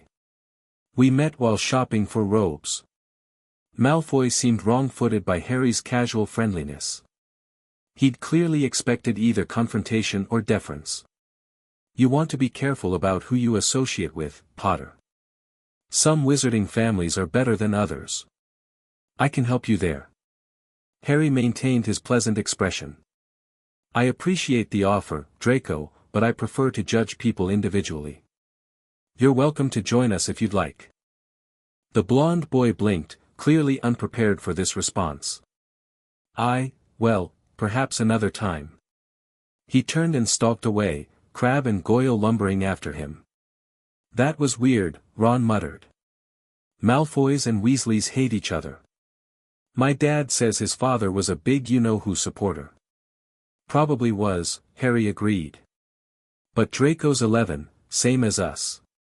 Maybe he doesn't have to be exactly like his father." Hermione looked at Harry with approval. "That's a very mature perspective." Harry shrugged. "The way I see it, we're all just starting out. Clean slate, you know." As they returned to the compartment, Susan gave Harry a knowing look. She understood his strategy: keep potential enemies close, don't make unnecessary adversaries, and maintain options in all houses. But the others just saw a friendly, mature boy who didn't judge based on family names. "You'll definitely be in Gryffindor," Ron declared as they discussed houses. "Your parents were, right?" "Maybe," Harry said noncommittally. "But I've got qualities that could fit any house, honestly." "We all do. Even Slytherin." Ron looked horrified at the thought. "Ambition and cunning aren't bad qualities," Harry pointed out. "It's how you use them that matters." As the countryside grew wilder and the sky darkened, conversation flowed easily. Harry found himself genuinely enjoying these new friendships, especially with Hermione. Her intelligence and enthusiasm for learning reminded him of his mother's journals. When the train finally pulled into Hogsmeade Station, Harry felt a flutter of genuine excitement. This wasn't just the next phase of his plan, it was Hogwarts, the school his parents had loved, where they'd met and become who they were meant to be. "Furs years. Furs years over here," came Hagrid's booming voice. The sight of the massive gamekeeper made Harry grin. Sirius and Remus had told him about Hagrid's kindness and loyalty, how he'd been the one to rescue baby Harry from the ruins of Godric's Hollow. "Hello, Hagrid," Harry called, approaching the giant man. Hagrid beamed down at him. "Harry Potter. Last time I saw you, you was just a baby. Look at ye now, already fair Hogwarts." His beetle-black eyes grew misty. "Your parents would be proud." "I hope so," Harry said sincerely. The boat ride across the lake gave Harry his first view of Hogwarts Castle, its windows sparkling against the starry sky. Even with all his preparation, all his knowledge of what awaited him inside those ancient walls, the sight took his breath away. "It's magnificent," Hermione whispered beside him. "Yeah," Harry agreed. "It really is." Professor McGonagall met them in the entrance hall, looking exactly as Sirius and Remus had described her, stern, dignified, and radiating an aura that discouraged nonsense. Her eyes lingered on Harry for a moment, a tiny nod acknowledging their secret arrangement through Remus. As she explained the house system and sorting ceremony, Harry glanced around at his fellow first-years. Some, like Ron and Neville, looked nervous. Others, like Draco, affected boredom to hide their anxiety. Hermione was whispering spells under her breath, clearly preparing for some kind of test. Harry leaned over to her. "It's just a hat," he whispered. "An enchanted hat that looks into your mind and decides which house suits you best. Nothing to worry about." She stared at him. "How do you know that?" "Sirius told me," he said with a shrug. "It's not supposed to be a scary secret, just tradition not to tell first years beforehand." The relief on several nearby faces made Harry glad he'd spoken up. No reason for everyone to suffer unnecessary anxiety. When they entered the Great Hall, Harry kept his reaction measured despite the genuine awe he felt. The enchanted ceiling, the floating candles, the 4 long house tables, it was magical in the truest sense. But his eyes quickly found the high table, where Dumbledore sat watching the first years with particular attention to Harry. The headmaster's gaze was calculating beneath his benevolent smile. Harry gave a small, polite nod, then turned his attention to the Sorting Hat as it began its song. One by one, students were called forward. Hannah and Susan went to Hufflepuff, as expected. Hermione, after nearly a minute under the hat, went to Gryffindor, which surprised Harry slightly. He'd pegged her for Ravenclaw. Neville also went to Gryffindor, another minor surprise. When Draco Malfoy was called, the hat had barely touched his head before declaring, Slytherin. No surprise there. Finally, McGonagall called, Potter, Harry. The Great Hall went completely silent. Harry walked forward confidently, ignoring the whispers that erupted throughout the hall. He sat on the stool and allowed the ancient hat to drop over his eyes. Said a small voice in his ear. Difficult. Very difficult. Not often I encounter minds with such strong occlumency shields at your age. Harry had been prepared for this. He relaxed specific barriers, allowing the hat access to enough of his mind to make a fair assessment without revealing his most private thoughts or strategic plans. Interesting approach, the hat commented. Shows both wisdom and cunning. You've got plenty of courage, I see, and a powerful mind. Talent, oh yes, and a thirst to prove yourself. But where to put you? Wherever I can best fulfill my potential, Harry thought. Your potential? The hat seemed amused. Young Potter, you have the potential to excel in any house. The question is which environment will challenge you appropriately and help you grow into the wizard you're capable of becoming. The hat fell silent for a moment, delving deeper into the portions of Harry's mind he'd allowed it to access. You've been well prepared, it finally said. Perhaps too well. You need to be somewhere unexpected, somewhere that will force you to develop aspects of yourself you've neglected in your focused preparation. Therefore, better be Ravenclaw. The hat shouted the last word to the entire hall.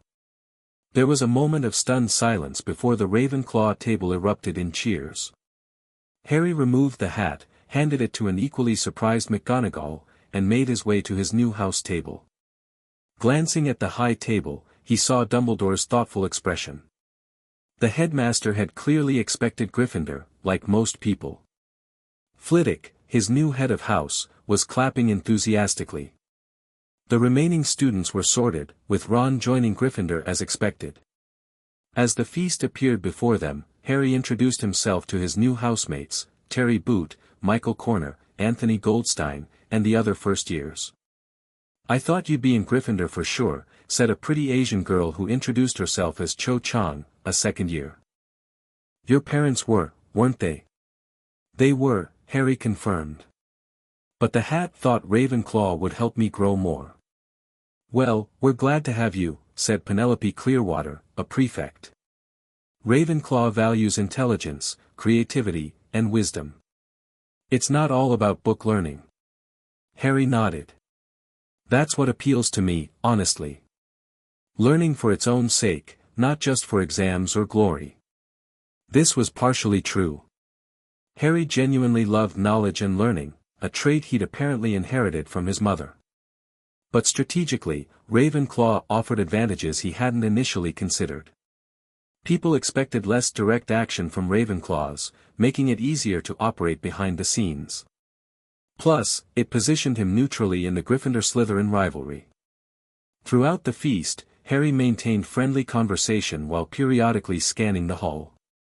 He noted Ron, Hermione, and Neville at the Gryffindor table, already developing connections there. Susan and Hannah seemed happy at Hufflepuff, occasionally glancing his way with encouraging smiles. At the high table, Dumbledore was deep in conversation with McGonagall, likely discussing Harry's unexpected sorting. Snape, the potions master, was watching Harry with an unreadable expression, though the expected hostility was evident. And at the end of the table sat Professor Quirrell, his turban wrapped tightly around his head, avoiding looking directly at Harry. Harry felt a momentary twinge near his scar, not pain, since the Horcrux had been removed, but a strange sensation of recognition. So Sirius's intelligence had been correct. Quirrell was indeed involved with whatever remained of Voldemort. After dessert, Dumbledore gave his start-of-term notices, including the ominous warning about the third-floor corridor on the right-hand side. Harry exchanged knowing glances with Susan across the hall. Their research had indicated the Philosopher's Stone would be hidden at Hogwarts this year, and this confirmed it. As the students were dismissed to their dormitories, Harry followed Penelope Clearwater and the other prefects toward Ravenclaw Tower. The castle's moving staircases and hidden passages were fascinating, even though Sirius had described them in detail. Ravenclaw Tower was accessed through a door with an eagle knocker that asked riddles rather than requiring a password.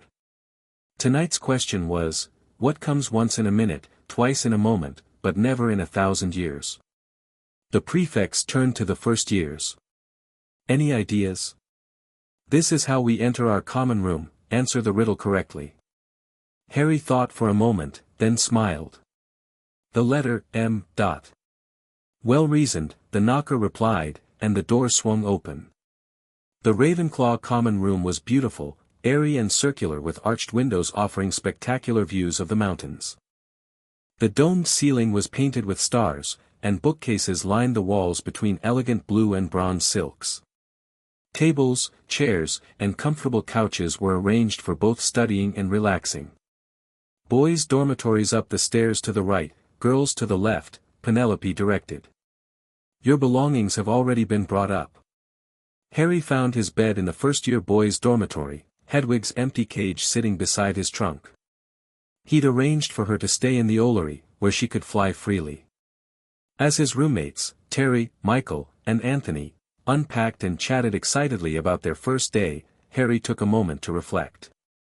The first phase of his Hogwarts journey had begun smoothly. He'd made connections across multiple houses, observed the staff, particularly Quirrell and Dumbledore, confirmed the Philosopher's Stone's presence, and established himself as intelligent but not suspiciously knowledgeable. Most importantly, being sorted into Ravenclaw had immediately altered Dumbledore's expectations. The headmaster would now need to reassess whatever plans he'd made for guiding or controlling Harry's Hogwarts experience. Harry opened his trunk and discreetly activated the communication journal linked to Sirius and Remus. Safely arrived and sorted into Ravenclaw. All proceeding as discussed, though house placement unexpected. Will write more tomorrow. Confirm receipt. The response appeared moments later in Sirius's handwriting, received. Ravenclaw. You intellectual little bookworm. Just kidding, brilliant strategic choice. Remus is insufferably smug about predicting this possibility. Stay alert but enjoy yourself. Proud of you.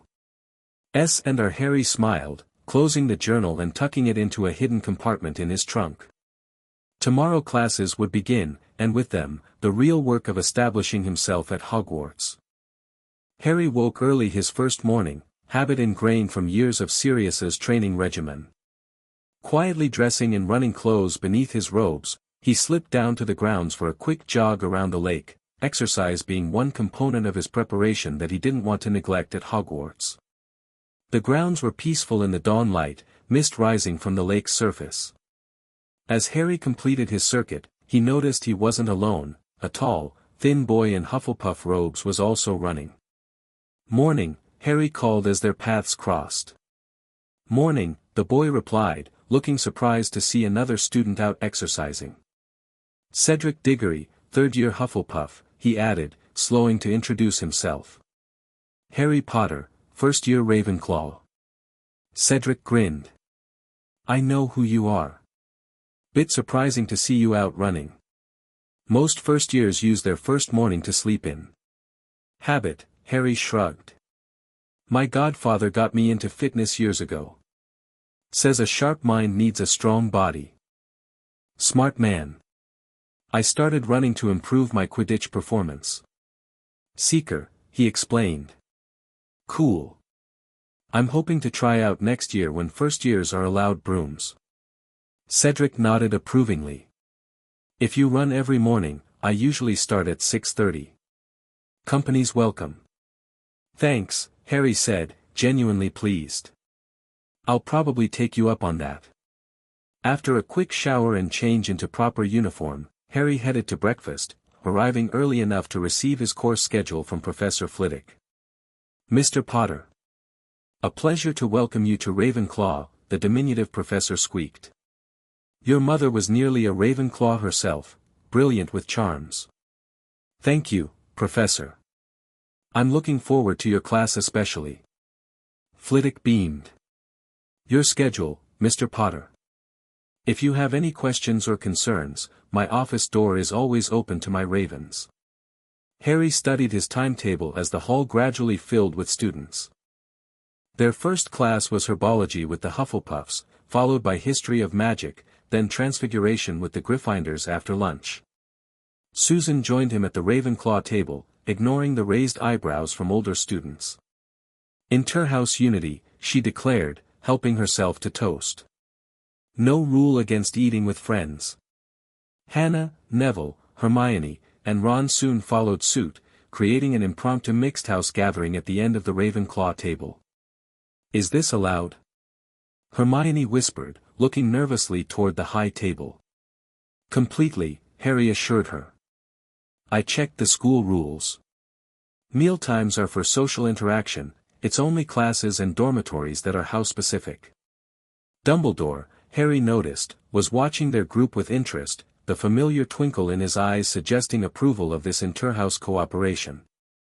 Throughout the day, Harry carefully balanced his class performance, showing enough skill to be comfortably within the upper tier of students but avoiding any displays of exceptional ability that might raise questions.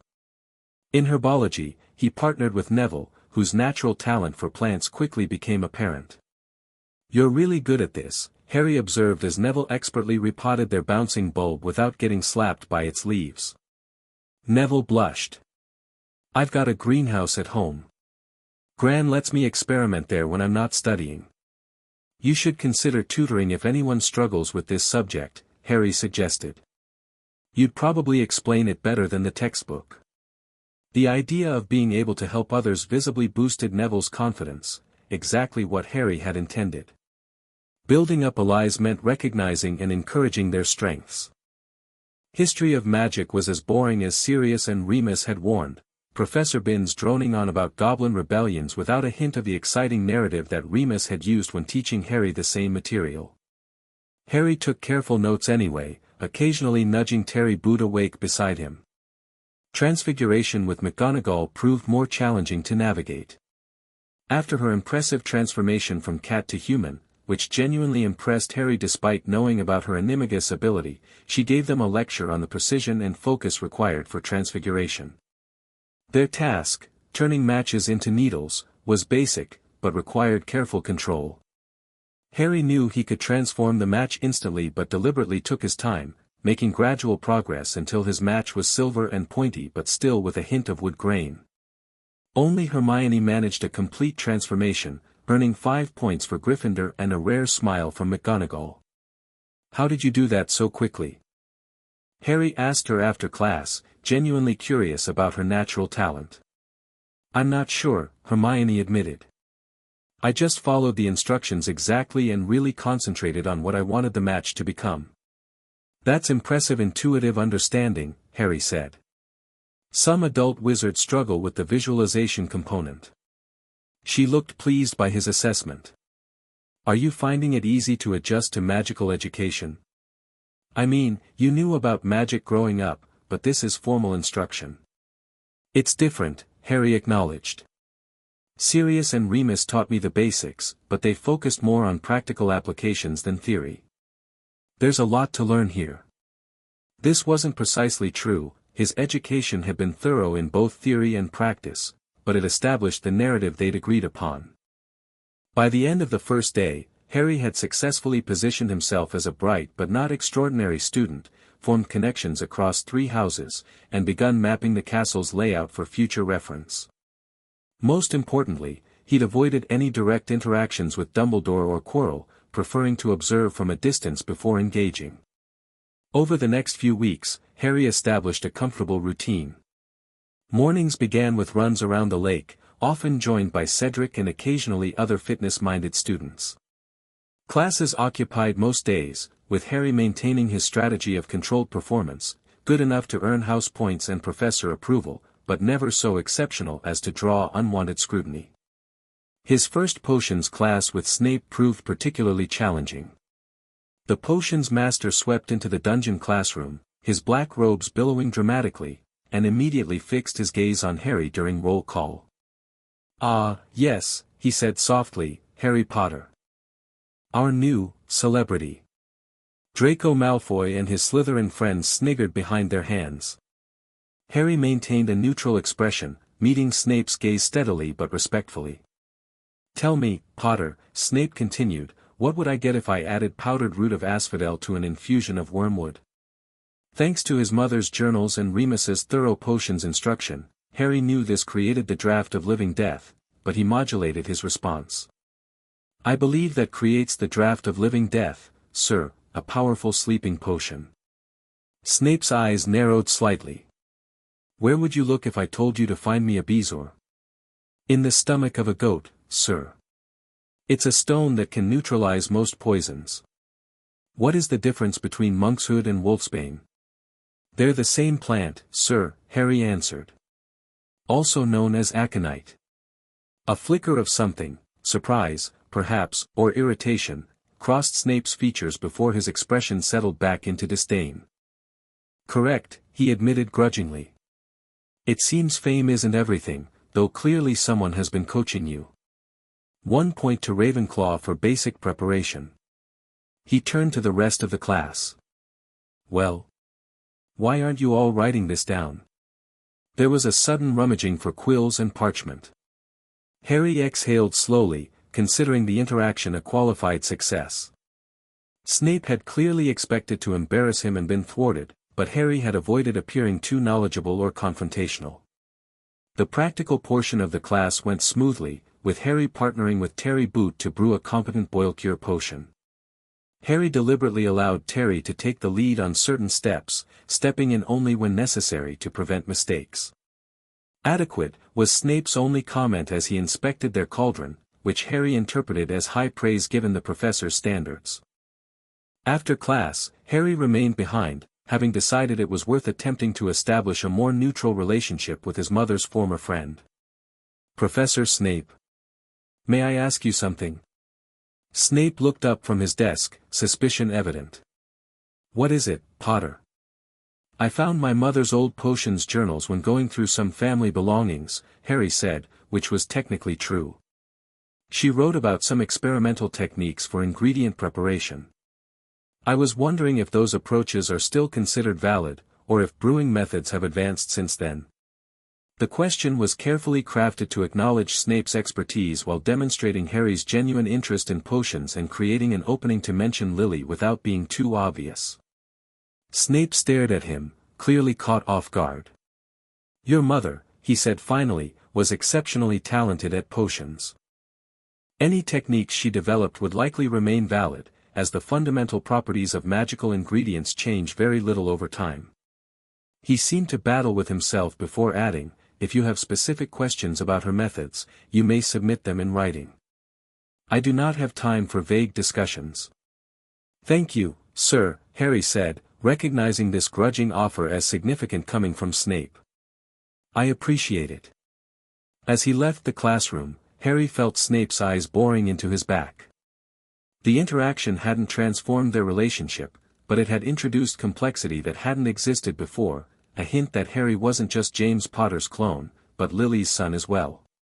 By the third week of term, Harry had established friendships across all 4 houses, a rarity at Hogwarts.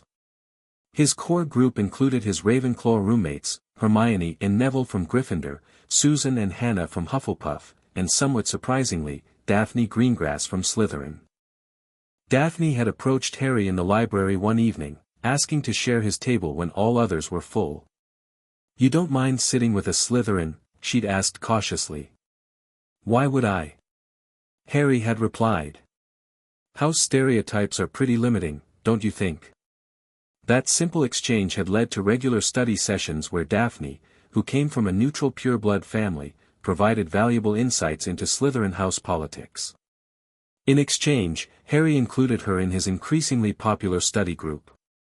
These study sessions, initially just Harry helping his friends with subjects they struggled in, had evolved into an informal interhouse cooperation that drew attention from both students and staff. Flitwick had expressed particular approval, awarding Ravenclaw points for exemplifying the spirit of academic collaboration. Even Ron, initially skeptical of Slytherins and studying in general, had been drawn in by Harry's approachable teaching style and the tangible improvements in his classwork. "You explain stuff better than the professors sometimes," Ron admitted one evening after Harry helped him understand a particularly tricky transfiguration concept. "You don't make me feel stupid for not getting it right away." "Different people learn differently," Harry shrugged.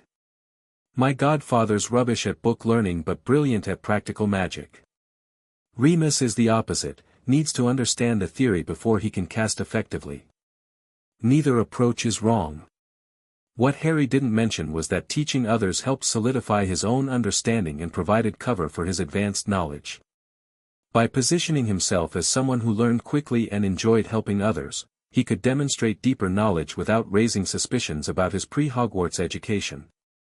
After nearly a month at Hogwarts, Harry finally received the expected summons to the headmaster's office. Professor Flitwick delivered it after Charms class, a small scroll sealed with the Hogwarts crest. "The headmaster would like to see you after dinner, Mr. Potter," Flitwick explained. "The password is the chocolate frogs." "Thank you, Professor." "Did he mention what it's about?" "Simply a check-in, I believe. Headmaster Dumbledore often meets with students of particular interest." Flitwick's tone was casual, but his eyes held a hint of concern. "As your head of house, I would be happy to accompany you if you wish." Harry recognized the offer for what it was, Flitwick subtly letting him know he had support if needed. "I appreciate that, Professor, but I'm sure it's just a friendly chat. I'll let you know how it goes." That evening, Harry prepared carefully for the meeting, reviewing his occlumency barriers and the specific memories he would allow Dumbledore to access if the headmaster attempted legilimency, a protection Sirius had insisted upon even though such scanning of a student's mind would be ethically questionable. The spiral staircase carried Harry upward after he gave the password to the Gargoyle Guardian. He knocked on the polished oak door at the top. "Enter," came Dumbledore's serene voice. The headmaster's office was exactly as described in his parents' journals, circular and beautiful, with delicate silver instruments whirring on spindle-legged tables, portraits of previous headmasters and headmistresses dozing in their frames, and the magnificent red and gold phoenix perched beside the desk. "Ah, Harry," Dumbledore said warmly, rising from behind his desk. "Thank you for coming. Please, take a seat. Would you care for a lemon drop?" "Thank you, Headmaster," Harry said, accepting one of the sour candies to be polite. "Your phoenix is beautiful." "Indeed. This is Fawkes, and he seems quite interested in you." The bird was studying Harry intently with bright, intelligent eyes. Harry held the phoenix's gaze, sensing something like approval from the magical creature. "Hello, Fawkes," he said softly, and was rewarded with a gentle trill that filled him with unexpected warmth. "Fascinating," Dumbledore murmured. "Fawkes does not often take to strangers so quickly." He settled back into his chair. "So, Harry, how are you finding Hogwarts so far? Ravenclaw seems to suit you well."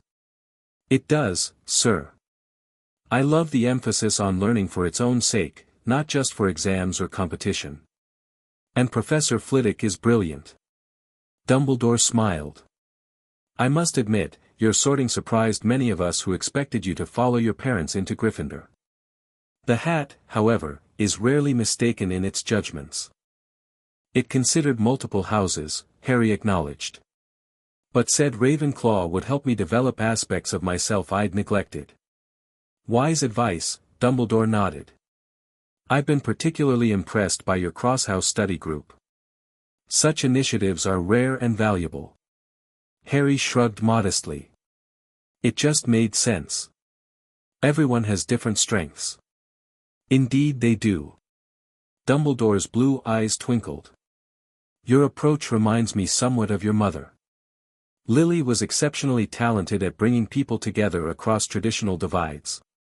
I've read her journals, Harry said. She seemed to value different perspectives. She did indeed.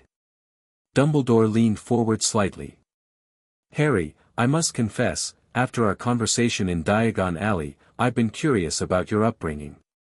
Sirius has been understandably protective of your privacy, but I wonder if you might share how you came to discover your parents' Pensieve. It seems such a fortuitous occurrence. Here it was, the real purpose of the meeting.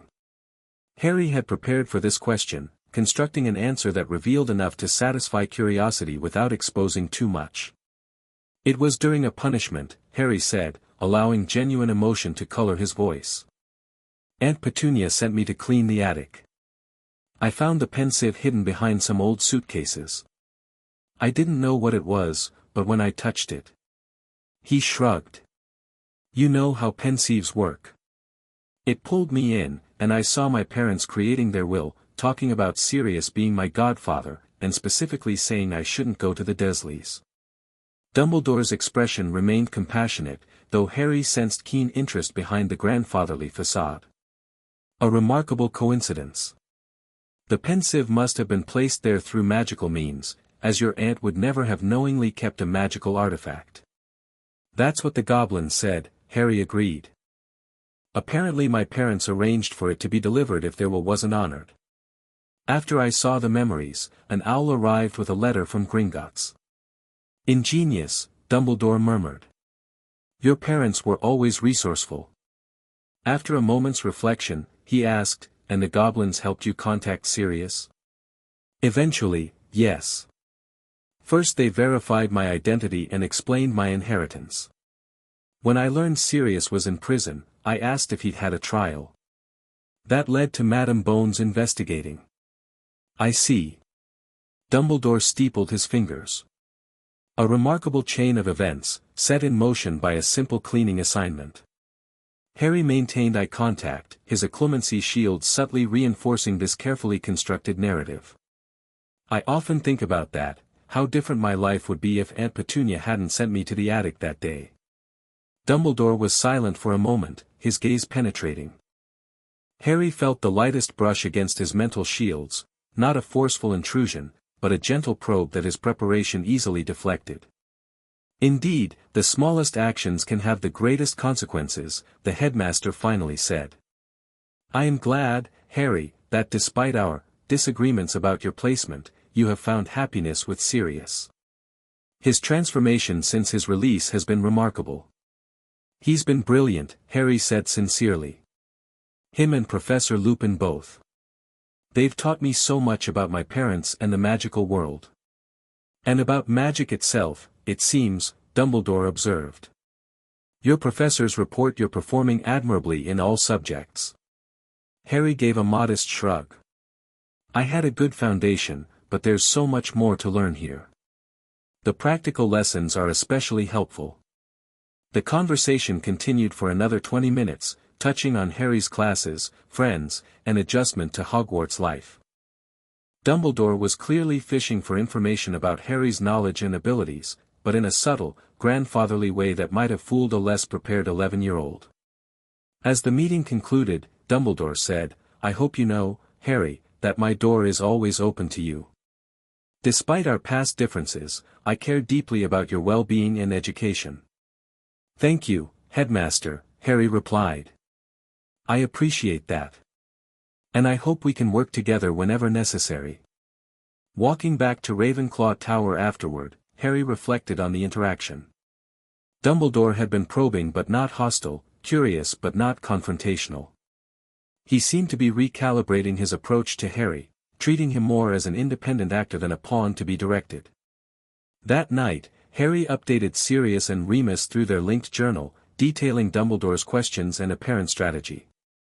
"He's gathering information," Sirius wrote back.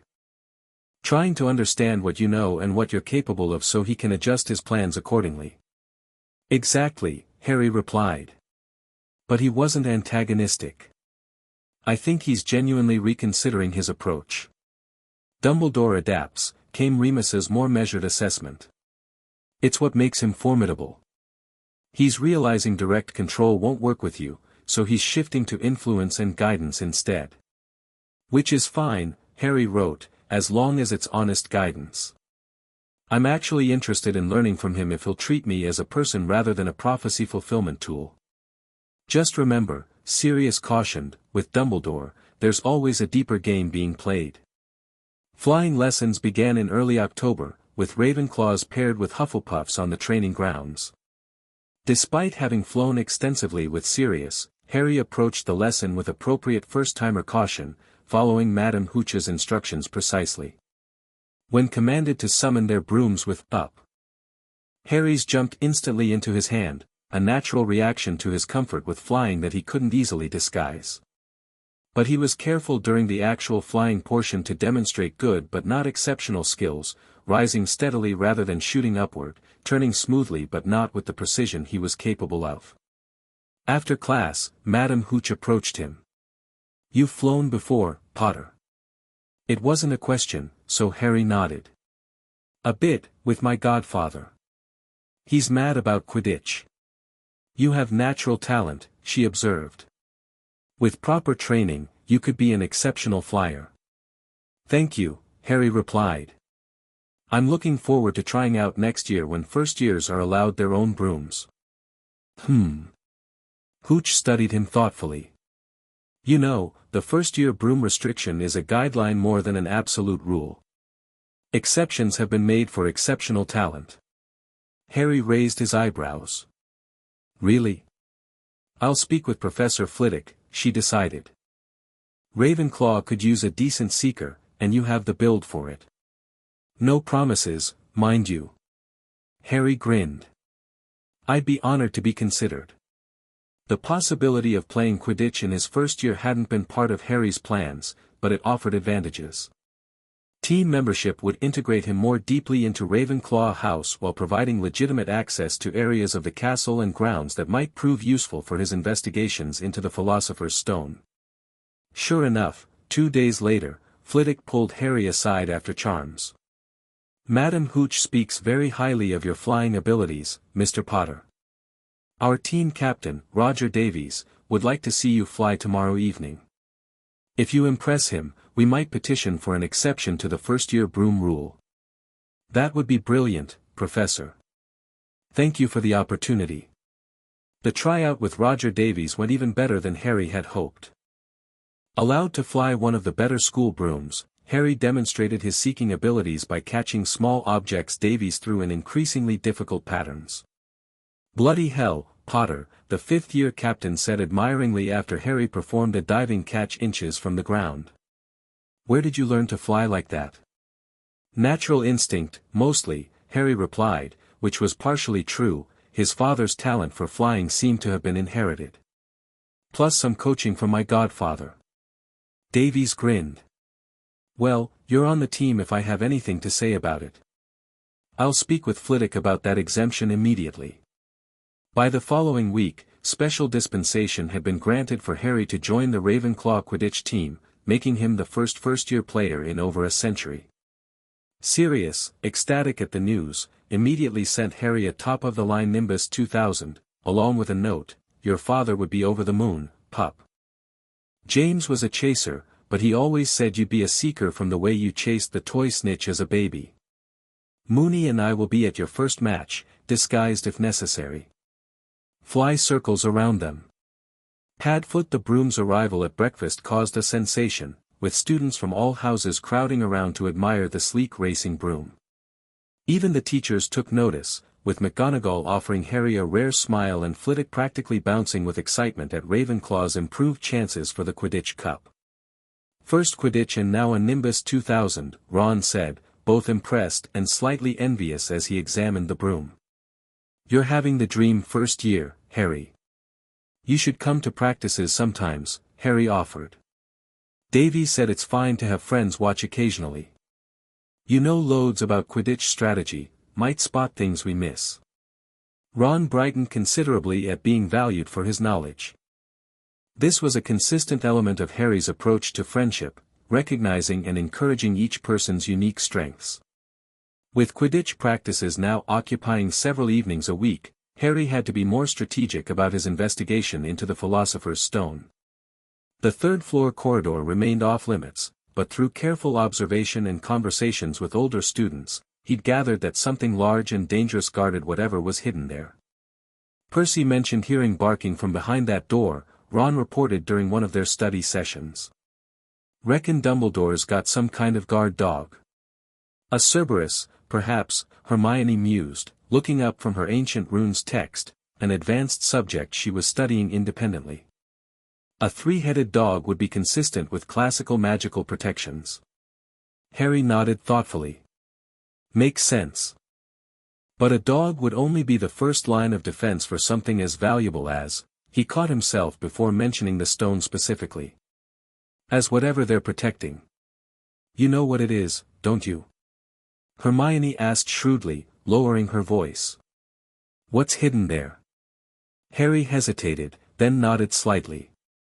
His inner circle, Ron, Hermione, Neville, Susan, and Hannah, had proven trustworthy, and having more eyes and ears would help monitor the situation. "I have a pretty good idea," he admitted. "But it's not just about what's being protected, it's about who wants to steal it and why." Over the next several meetings, Harry gradually shared his knowledge about the Philosopher's Stone, Nicholas Flamel, and his suspicions about Professor Quirrell's involvement, though he was careful to present the information as educated guesswork rather than certain knowledge. "That turban gives me the creeps," Ron agreed when Harry mentioned Quirrell's strange behavior. "And have you noticed he smells like garlic all the time? Fred and George reckon it's to ward off a vampire he met in Albania." "It's not vampires he's worried about," Harry said grimly. "I think he's possessed or being controlled somehow." "By you-know-who?" Neville asked, his face pale. Harry nodded. "Not fully, Voldemort doesn't have enough strength for that. But some fragment of him, maybe." His friends flinched at the name, except for Hermione. "But you know who died," she protested. "Everyone says so." "His body was destroyed," Harry corrected, "but dark wizards have ways of avoiding true death. The stone could give him a new body. Immortality and unlimited gold would be pretty tempting to someone trying to return to power." The group absorbed this sobering information. "Shouldn't we tell the teachers?" Hannah suggested. "Who would believe us?" Susan pointed out pragmatically. "We're first years accusing a professor of being possessed by you-know-who based on a strange turban and odd behavior. Besides," Harry added, "I think Dumbledore already suspects. The protections around the stone are likely his way of setting a trap, controlled conditions for confrontation. With you as bait," Hermione realized, her eyes widening. "Harry, that's horribly dangerous." "I know," Harry agreed. "Which is why we need to be prepared. Not to confront Quirrell ourselves, but to have evidence ready when the time comes, and to alert the right adults immediately if things escalate." This approach, monitoring rather than direct intervention, satisfied the group's concerns while keeping them involved. Harry assigned each person specific aspects to observe. Hermione tracked Quirrell's teaching patterns and absences, Ron monitored staff movements in the third-floor corridor, Neville kept an eye on Snape, who seemed unusually interested in Quirrell, and Susan used her aunt's position to gather any ministry intelligence about unusual activities. Meanwhile, Harry focused on mastering specific defensive spells that might be useful in a worst-case scenario. He practiced these privately, using empty classrooms during odd hours, careful not to reveal his full capabilities to anyone. As Halloween approached, Harry grew increasingly vigilant. The anniversary of his parents' deaths and Voldemort's defeat seemed a likely time for significant developments. His scar occasionally tingled when Quirrell was nearby, not painful as it had been before the Horcrux removal, but enough to serve as an early warning system. During the Halloween feast, Harry was uncharacteristically quiet, thinking of his parents and the night that had changed everything. His friends respected his mood, keeping conversation light around him while enjoying the spectacular decorations and food. Then Professor Quirrell burst into the hall, his turban askew and terror on his face. "Troll, in the dungeons, thought you ought to know." He collapsed in a dead faint. The hall erupted in panic until Dumbledore shot purple firecrackers from his wand for silence. "Prefects," he rumbled, "lead your houses back to the dormitories immediately." As students began to move, Harry grabbed Ron's arm. "Where's Hermione?" "Bathroom, I think. She was upset earlier when Malfoy made that comment about her being a know-it-all."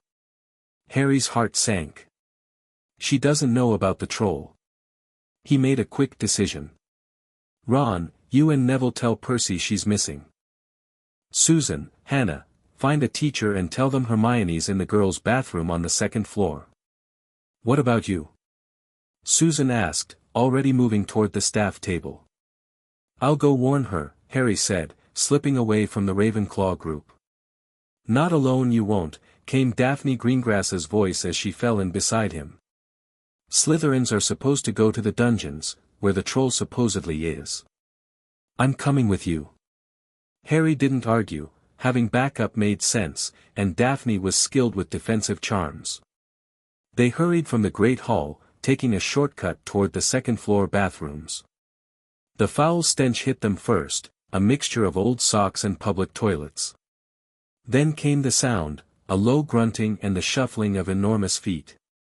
The troll appeared at the end of the corridor, 12 feet tall with granite-gray skin and a tiny head perched on a boulder-like body. "It's heading for the bathroom," Daphne whispered, her face pale but determined. A shrill scream confirmed their worst fears. The troll had found Hermione.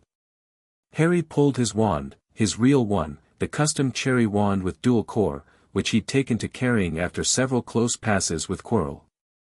"We need to distract it," he said urgently. "Can you cast a sonorous?"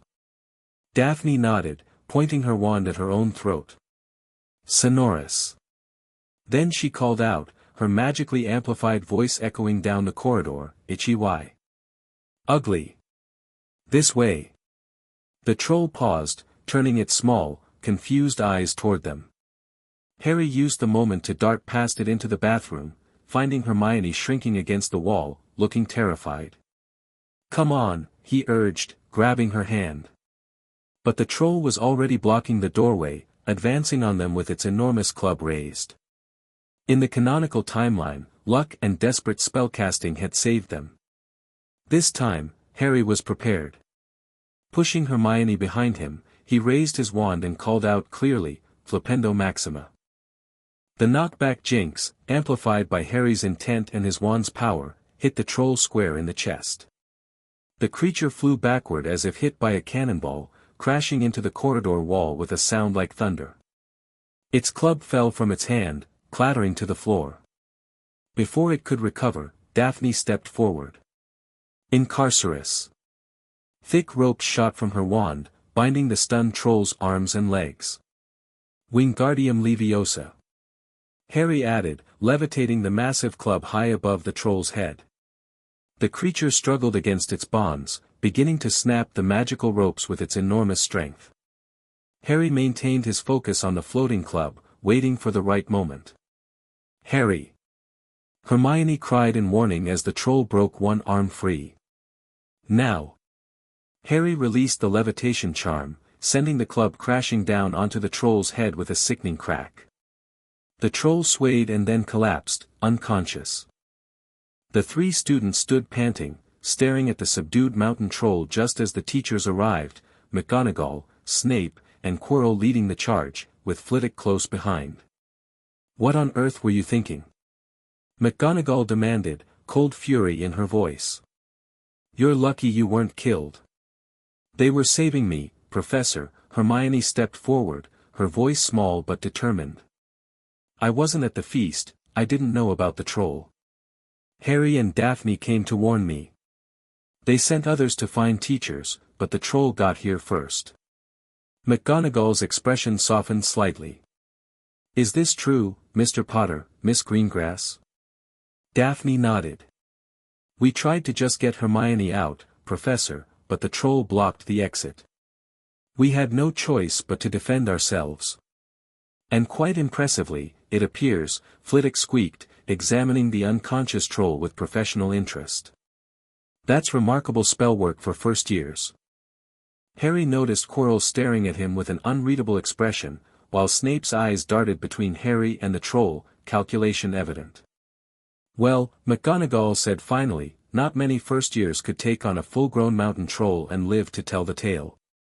5 points to each of you for sheer dumb luck and exceptional teamwork across houses." As the teachers took charge of the troll and escorted the students back to their dormitories, Harry reflected on how differently this encounter had played out compared to the original timeline. Instead of cementing a trio of Gryffindors, it had strengthened a cross-house alliance. More importantly, it had revealed to the staff, and possibly to Quirrell's passenger, that Harry Potter was not an ordinary first year when threatened. That night, Harry reported the incident to Sirius and Remus, including his assessment that Quirrell had likely released the troll as a diversion to attempt accessing the stone. "Snape was limping," he wrote. "I think he intercepted Quirrell at the third-floor corridor." "Be careful, Harry," came Sirius's concerned reply. "That was quick thinking with the troll, but it also showed your hand earlier than planned. Voldemort, whatever form he's in, now knows you're more capable than you've been letting on." "I know," Harry acknowledged. "But I couldn't let Hermione get hurt. Some things are worth the risk." "Your mother would say exactly the same thing," Remus wrote. "Just promise you'll be extra vigilant now. If Quirrell suspects you know about the stone, he may accelerate his plans." The troll incident changed dynamics throughout the school. Harry, Daphne, and Hermione became celebrities of sorts, their inter-house cooperation highlighted as exemplary by most professors, Snape being the notable exception. More students began crossing house lines for study groups and social activities, inspired by the trio's example. Harry's friendships deepened as well. Hermione, in particular, became fiercely loyal after the bathroom rescue, her initial academic competitiveness transforming into productive collaboration. She confided in Harry about her insecurities as a Muggle-born trying to prove herself, while he shared carefully selected stories about growing up with the Dursleys and his adjustment to wizarding culture. Quidditch provided another avenue for positive visibility. Harry's first match, Ravenclaw vs. Slytherin, showcased his flying abilities spectacularly. Despite the Slytherin team's aggressive tactics, Harry caught the snitch after a breathtaking dive, securing a 220-90 victory for Ravenclaw. "That was professional-level flying," Madame Hooch told him afterward. "Your father would have been immensely proud."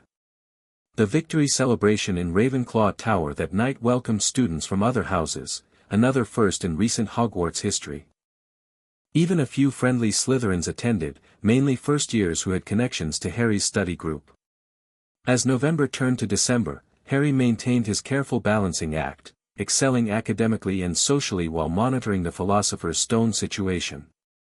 Quirrell had become increasingly twitchy, his stutter more pronounced when teaching but occasionally disappearing entirely when he thought no one was listening.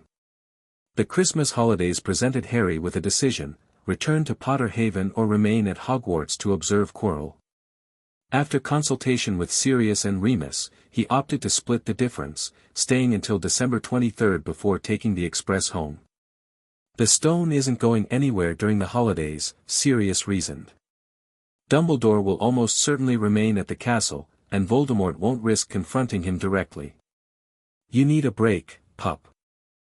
The abbreviated holiday at Potter Haven was exactly what Harry needed: 2 weeks of relaxation, proper training without concealing his abilities, and strategic planning with his guardians.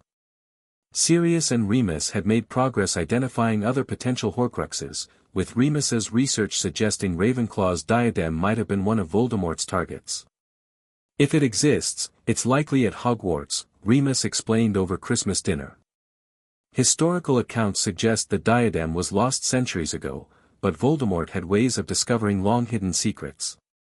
The Room of Requirement, Harry suggested, having discovered the magical room through Ravenclaw house legends.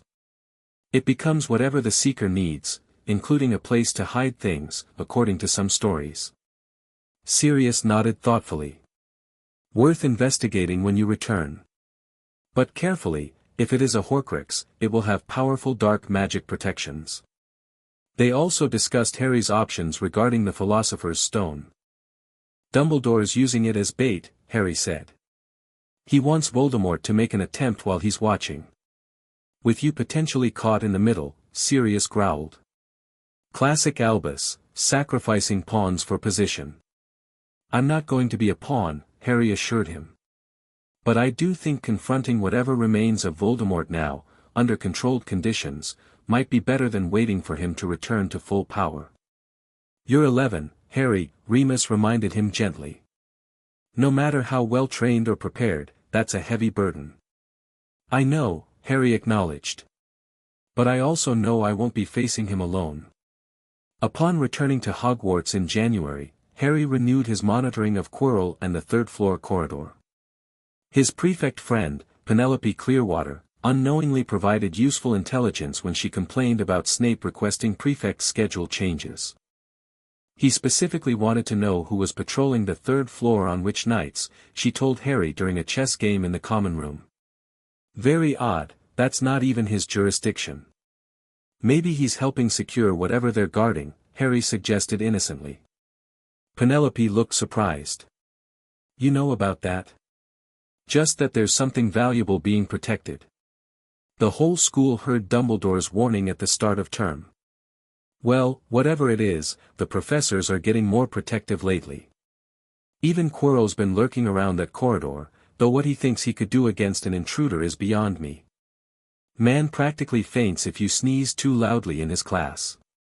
This confirmed Harry's suspicion that Quirrell was escalating his reconnaissance, likely planning a serious attempt soon.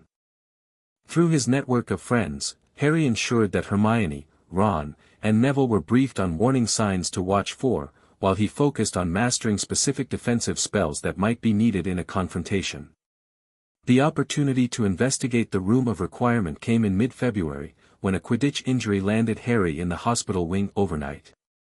Using his invisibility cloak, returned to him by Sirius after being recovered from Dumbledore, Harry slipped out after Madame Pomfrey's rounds and made his way to the 7th-floor corridor.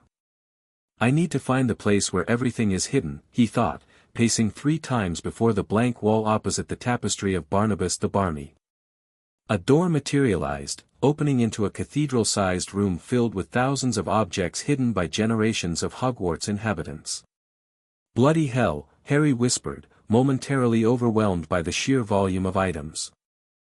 Finding the diadem would be like locating a specific grain of sand on a beach. He began methodically, casting detection spells Sirius had taught him for identifying dark magic. After an hour of searching, he felt a distinctive pull, similar to what he'd experienced with the Locket Horcrux, but fainter. Following the sensation, he navigated through towering piles of hidden treasures until he located an old, discolored bust. Perched atop it was a tarnished tiara with the inscription, "Wit beyond measure is man's greatest treasure." Ravenclaw's diadem, Harry murmured, careful not to touch it directly. The dark magic emanating from the object was unmistakable. This was indeed another Horcrux. Unable to destroy it without basilisk venom or fiend fire, both unavailable and too dangerous to use within Hogwarts, Harry carefully documented its location. He would return with proper containment materials and transfer the information to Sirius, who could coordinate with the goblins for its eventual destruction. This discovery brought their Horcrux tally to 4 identified, the diary mentioned in Regulus's notes remained unfound, and 3 destroyed, the locket, the cup, and the soul fragment from Harry's scar. Progress, but not completion. As winter gave way to spring, tensions around the Philosopher's Stone increased. Quirrell appeared increasingly unwell, his face gaunt and his turban sometimes askew, revealing glimpses of what looked like another face on the back of his head. Harry's scar tingled painfully whenever he was near the defense professor, confirming that Voldemort's presence was growing stronger.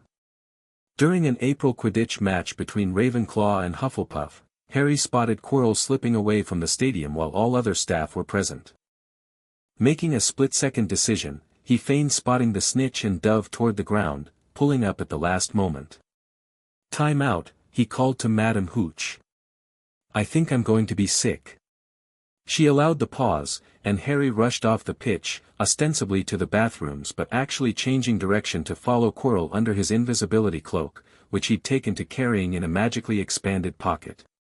The defense professor moved with purpose toward the forbidden corridor, his stutter completely gone as he muttered to himself, or rather, to the presence sharing his body. "Almost time, the old fool is away, the stone will be ours tonight." Harry's heart raced. Dumbledore was away. That explained Quirrell's boldness. He needed to alert McGonagall or another senior staff member immediately. As he turned to go, his foot caught on the cloak's edge, causing a slight scuffing sound. Quirrell whirled, eyes scanning the apparently empty corridor. "Who's there?" he demanded, his voice stronger and more commanding than Harry had ever heard it. Harry froze, holding his breath. Quirrell drew his wand, casting detection spells that brushed against the cloak's magic without penetrating it. Nothing, he finally decided. Just nerves. He continued on his way, more cautious now. Once Quirrell was out of sight, Harry raced back to the Quidditch pitch, where the game continued in his absence. Roger Davies looked relieved as Harry remounted his broom. "Feeling better, Potter?" "Sorry, false alarm," Harry called, returning to the game while his mind raced with plans. Immediately after the match, which Ravenclaw narrowly won when Harry caught the snitch during a desperate dive, he gathered his core group of friends. "It's happening tonight," he told them urgently. "Quirrell's going for the stone. Dumbledore's away from the castle. We need to tell McGonagall," Hermione insisted. "I already tried," Harry replied truthfully, having made a quick stop at her office. "She didn't believe me. Thinks the stone is perfectly safe." "What about Flitwick or Sprout?" Susan suggested. "Same problem," Harry shook his head. "Without evidence, they'll just think we're overreacting first years." "So what do we do?" Neville asked nervously. Harry took a deep breath. "I'm going after Quirrell." "Absolutely not!" Hermione exclaimed. "That's suicide, Harry." "I'm not planning to confront him directly," Harry clarified. "Just to gather evidence of what he's doing, then get that evidence to the right people immediately. But I need your help." He outlined his plan. He would use his invisibility cloak to follow Quirrell through the third-floor corridor's defenses, documenting the professor's actions. Meanwhile, his friends would position themselves strategically. Hermione and Neville would alert McGonagall the moment Harry confirmed Quirrell's attempt. Ron and Daphne would watch other entrances to the third-floor corridor to prevent interference, and Susan would use her emergency communication method with Amelia Bones to get aura support. "This is mad," Ron said, but his expression was determined rather than frightened. "But we can't just let you know who get the stone." "I've been preparing for this possibility all year," Harry assured them. "I have my emergency port key if things go wrong." He patted his pocket where the golden compass from Gringotts remained, now modified to transport him to a safe location instantly. "And I'll stay hidden unless absolutely necessary." The plan wasn't perfect, but it was the best option available. The adults who should have protected the stone were either absent or dismissive of the threat, leaving Harry's group as the last line of defense. That night, Harry donned his invisibility cloak and made his way to the third-floor corridor, his real wand in hand and his emergency supplies, including the port key, healing potions, and communication journal, secured in his enchanted pockets. The door to the forbidden corridor was already ajar, soft harp music floating through the opening. Harry slipped inside to find the enormous three-headed dog Hermione had correctly identified as a Cerberus fast asleep, a bewitched harp playing beside it. A trapdoor lay open at its feet. Quirrell's already gone through, Harry whispered into his enchanted communication mirror, which connected to smaller mirrors held by each of his friends. Alert McGonagall now, then follow the backup plan. Without waiting for acknowledgement, Harry approached the trapdoor and peered down into the darkness. Taking a deep breath, he jumped, landing on something soft and yielding, Devil's Snare, he realized instantly, having studied the plant with Neville. Before the tendrils could ensnare him, Harry cast a bright Lumos Solum, causing the plant to shrink away and drop him through to the chamber below. Moving quickly but cautiously, he navigated through the subsequent challenges, capturing the flying key to unlock the door, his seeker skills proving invaluable, crossing the life-sized wizard's chessboard, where Quirrell had simply blasted a path through the pieces, and passing the knocked-out troll that had clearly posed no challenge to the defense professor. The potions riddle in the final chamber before the stone presented a brief delay, but Harry's preparation with Hermione, who had worked through all possible logic puzzles they might encounter, allowed him to quickly identify the correct potion for moving forward. Taking a tiny sip, enough to pass through the flames but preserve most of the potion for his retreat, Harry stepped through the black fire into the final chamber. There stood Quirrell, facing an ornate mirror that Harry recognized from Sirius's descriptions as the Mirror of Erist. The professor's turban was removed, revealing the grotesque face of Voldemort protruding from the back of his head. "I see the stone," Quirrell was saying, "but how do I extract it? Is it inside the mirror? Should I break it?" "Use the boy," came a high, cold voice from Voldemort's face. "He has followed us here, as I predicted." Harry froze under his cloak, but it was too late. Quirrell spun around, casting a spell that ripped the invisibility cloak from Harry's body. "Potter," Quirrell said, his voice now entirely free of its stutter. "How convenient. The Master wished to speak with you before we conclude our business here." Harry gripped his wand tightly, mind racing through options. His friends would have alerted McGonagall by now, but help wouldn't arrive for several minutes at least. He needed to stall. "Hello, Tom," he said calmly, using Voldemort's birth name deliberately. "You're looking unwell." Quirrell's face contorted with rage, but Voldemort's voice laughed coldly. "The boy knows more than he should, Quirrell. Interesting. Let me speak to him, face to face." "Master, you are not strong enough." "I have strength enough, for this." Harry watched in horrified fascination as Quirrell turned completely, bringing Voldemort's face fully into view, chalk white with glaring red eyes and slits for nostrils, like a snake. "Harry Potter," the face whispered. "See what I have become. Mere shadow and vapor, forced to share another's body. But once I have the elixir of life, I can create a body of my own."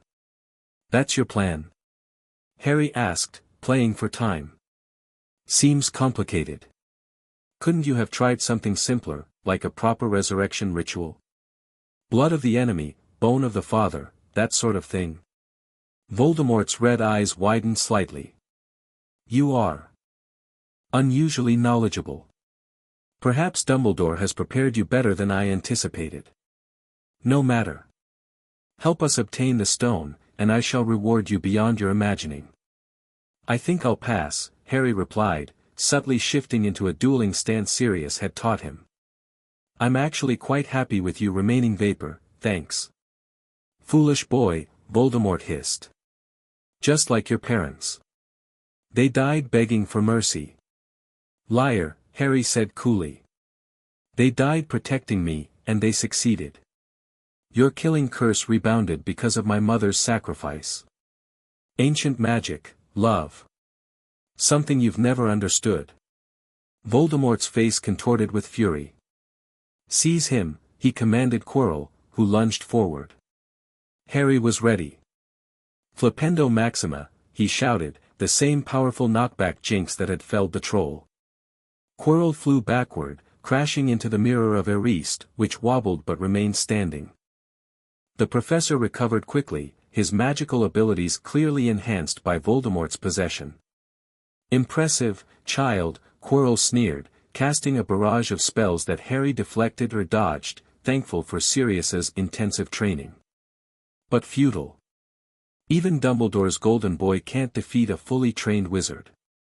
Maybe not alone, Harry acknowledged, continuing to circle away from the mirror. But I'm not alone, am I?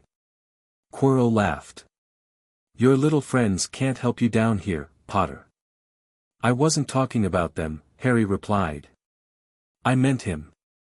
He pointed behind Quirrell, where the mirror of Erised now showed not just Quirrell's reflection, but Dumbledore's as well. It was a desperate bluff, but it worked momentarily.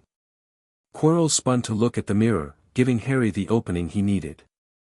Incarcerus. Thick ropes shot from Harry's wand, binding Quirrell's arms to his sides. Expelliarmus. The professor's wand flew from his grasp. But Voldemort's power was not to be underestimated.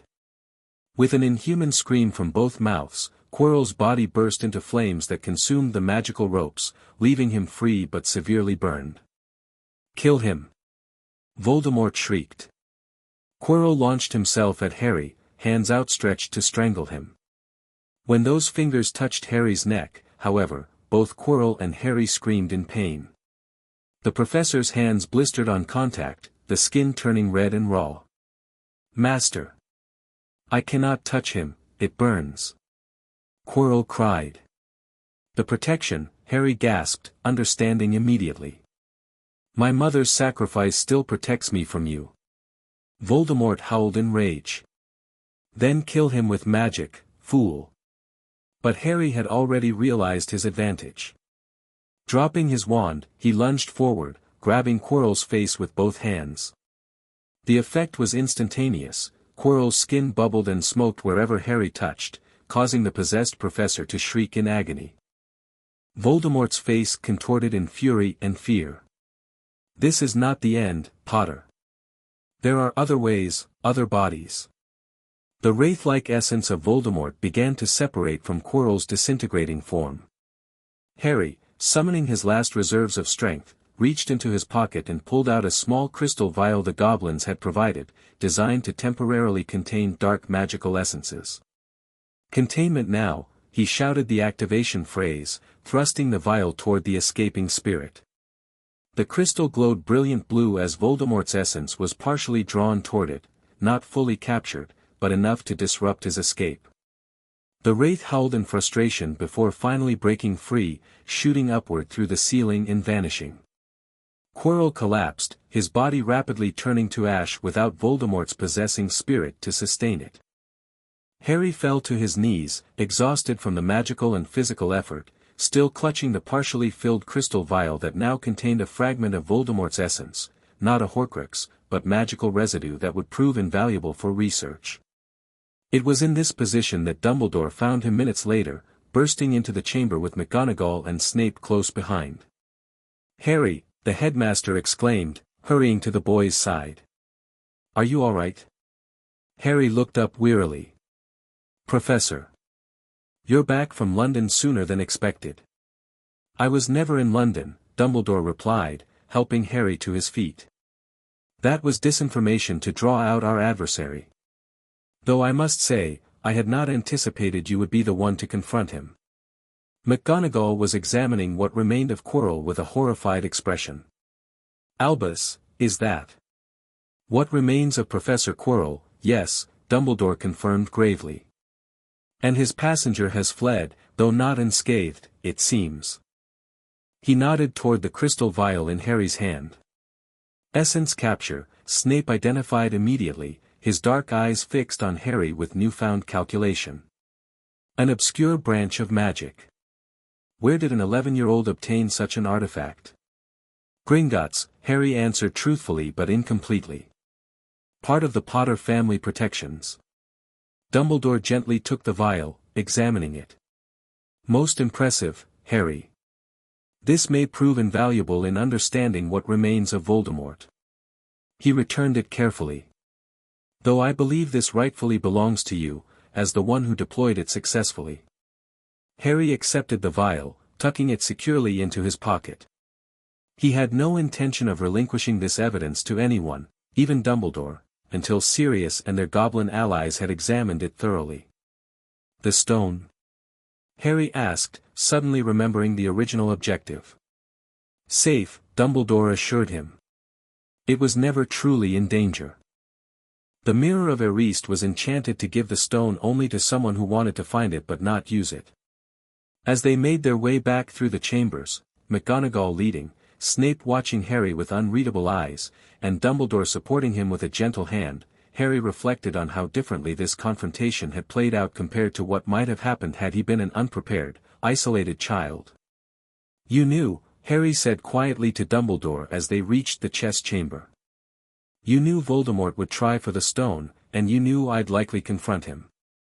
Dumbledore's blue eyes met Harry's, their twinkle subdued. "I suspected both, yes. Though I had intended to return before any direct confrontation occurred." "A test, then," Harry concluded without accusation. "To see how I'd handle facing him." "More a reconnaissance mission," Dumbledore corrected gently. "For both of us to understand what we face in the coming years." "And what did you learn, Headmaster?" Harry asked. Dumbledore's expression grew thoughtful. "That you are remarkably well prepared, extraordinarily brave, and possess capabilities I had not anticipated." "What did you learn, Harry?" Harry considered the question seriously. "That Voldemort is desperate but weakened. That my mother's protection remains powerful. And that I'm not alone in this fight, not anymore." "Valuable lessons indeed," Dumbledore nodded. "Though I might add one more, sometimes even old wizards can underestimate young ones, to their detriment. I shall endeavor not to make that mistake again." It was as close to an acknowledgement of respect as Harry could have hoped for, a subtle shift in their relationship from guardian and ward to something closer to allies with a common enemy. The hospital wing was crowded with visitors the following day. Harry's friends had been frantic when he'd failed to return from the third-floor corridor, and news of his confrontation with Quirrell, though not the Voldemort connection, which remained confidential, had spread throughout the school. "You faced a professor in magical combat and won?" Ron asked incredulously, perched at the foot of Harry's bed. "That's bloody brilliant." "Language, Ronald," Hermione chided, though she looked equally impressed. "Harry could have been killed." "But he wasn't," Neville pointed out. "He handled it better than most adult wizards would have." Harry accepted their praise modestly, sharing a sanitized version of events that emphasized Quirrell's weakened condition and the element of surprise rather than his own advanced magical abilities. Susan, who had successfully contacted her aunt through their emergency communication method, reported that Amelia Bones was leading an investigation into how Quirrell had been possessed and how he'd gained access to Hogwarts. "Auntie says there'll be a full Wizengamot inquiry," she whispered. "Dumbledore's going to have to answer some difficult questions about school security." "Good," Daphne said firmly. "A possessed professor should never have gotten through the hiring process. Basic security screenings would have detected something wrong." Later that afternoon, when most visitors had departed, Sirius arrived in his capacity as Harry's guardian, having been informed of the incident by both Hogwarts and Harry's emergency journal message. "You gave me about 15 heart attacks in one night, pup," he said, hugging Harry tightly once they were alone. Facing Voldemort again, even a weakened version, was not part of the plan. "Sometimes plans change," Harry replied. "But I was as careful as I could be, and I had backup." Sirius nodded reluctantly. "Remus is analyzing everything you told us about the confrontation. He thinks the essence capture will be invaluable for developing better protections and tracking methods." Their conversation was interrupted by Dumbledore's arrival. The headmaster paused upon seeing Sirius, then smiled genially. "Ah, Lord Black. I should have expected you'd come immediately. Harry is fortunate to have such a devoted guardian. He wouldn't have needed my devotion if proper security measures had been in place," Sirius replied coolly. "A possessed teacher, Albus? Students fighting dark lords in the dungeons? This isn't what we agreed to when Harry enrolled." Dumbledore accepted the criticism with a slight nod. "Valid concerns that the Board of Governors will undoubtedly address. Though I would note that Harry's confrontation was not entirely due to security failures, but rather to his own initiative.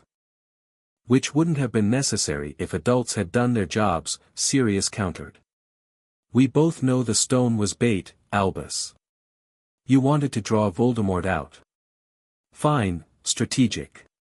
But using students as unknowing participants crosses a line. Harry watched this exchange with interest. The two powerful wizards were negotiating boundaries for future interactions, with Sirius asserting his role as Harry's protector while Dumbledore subtly reminded them of his broader strategic vision. A fair criticism, Dumbledore conceded finally. One I shall reflect upon deeply. The events of last night demonstrated both strengths and weaknesses in our approach. He turned to Harry. You showed exceptional courage and capability, Harry.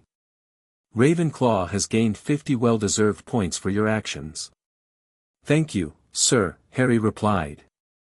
Though I couldn't have succeeded without my friend's help. Indeed, which is why Gryffindor and Hufflepuff have also received appropriate recognition. Interhouse cooperation at its finest. After discussing the medical prognosis, full recovery expected within 24 hours, and academic arrangements for Harry's missed classes, Dumbledore prepared to leave. I wonder, he said, pausing at the door, if I might have a word with you both about summer arrangements. Harry's safety remains paramount, particularly after these events. Sirius exchanged a glance with Harry before nodding. Briefly. I recognize that Potter Haven has become Harry's home, and your guardianship is now legally unassailable, Dumbledore began. However, I remain concerned about protections during the vulnerable summer months when the school's wards aren't available to him. We've taken extensive precautions, Sirius replied, not volunteering details. I'm sure you have, Dumbledore nodded.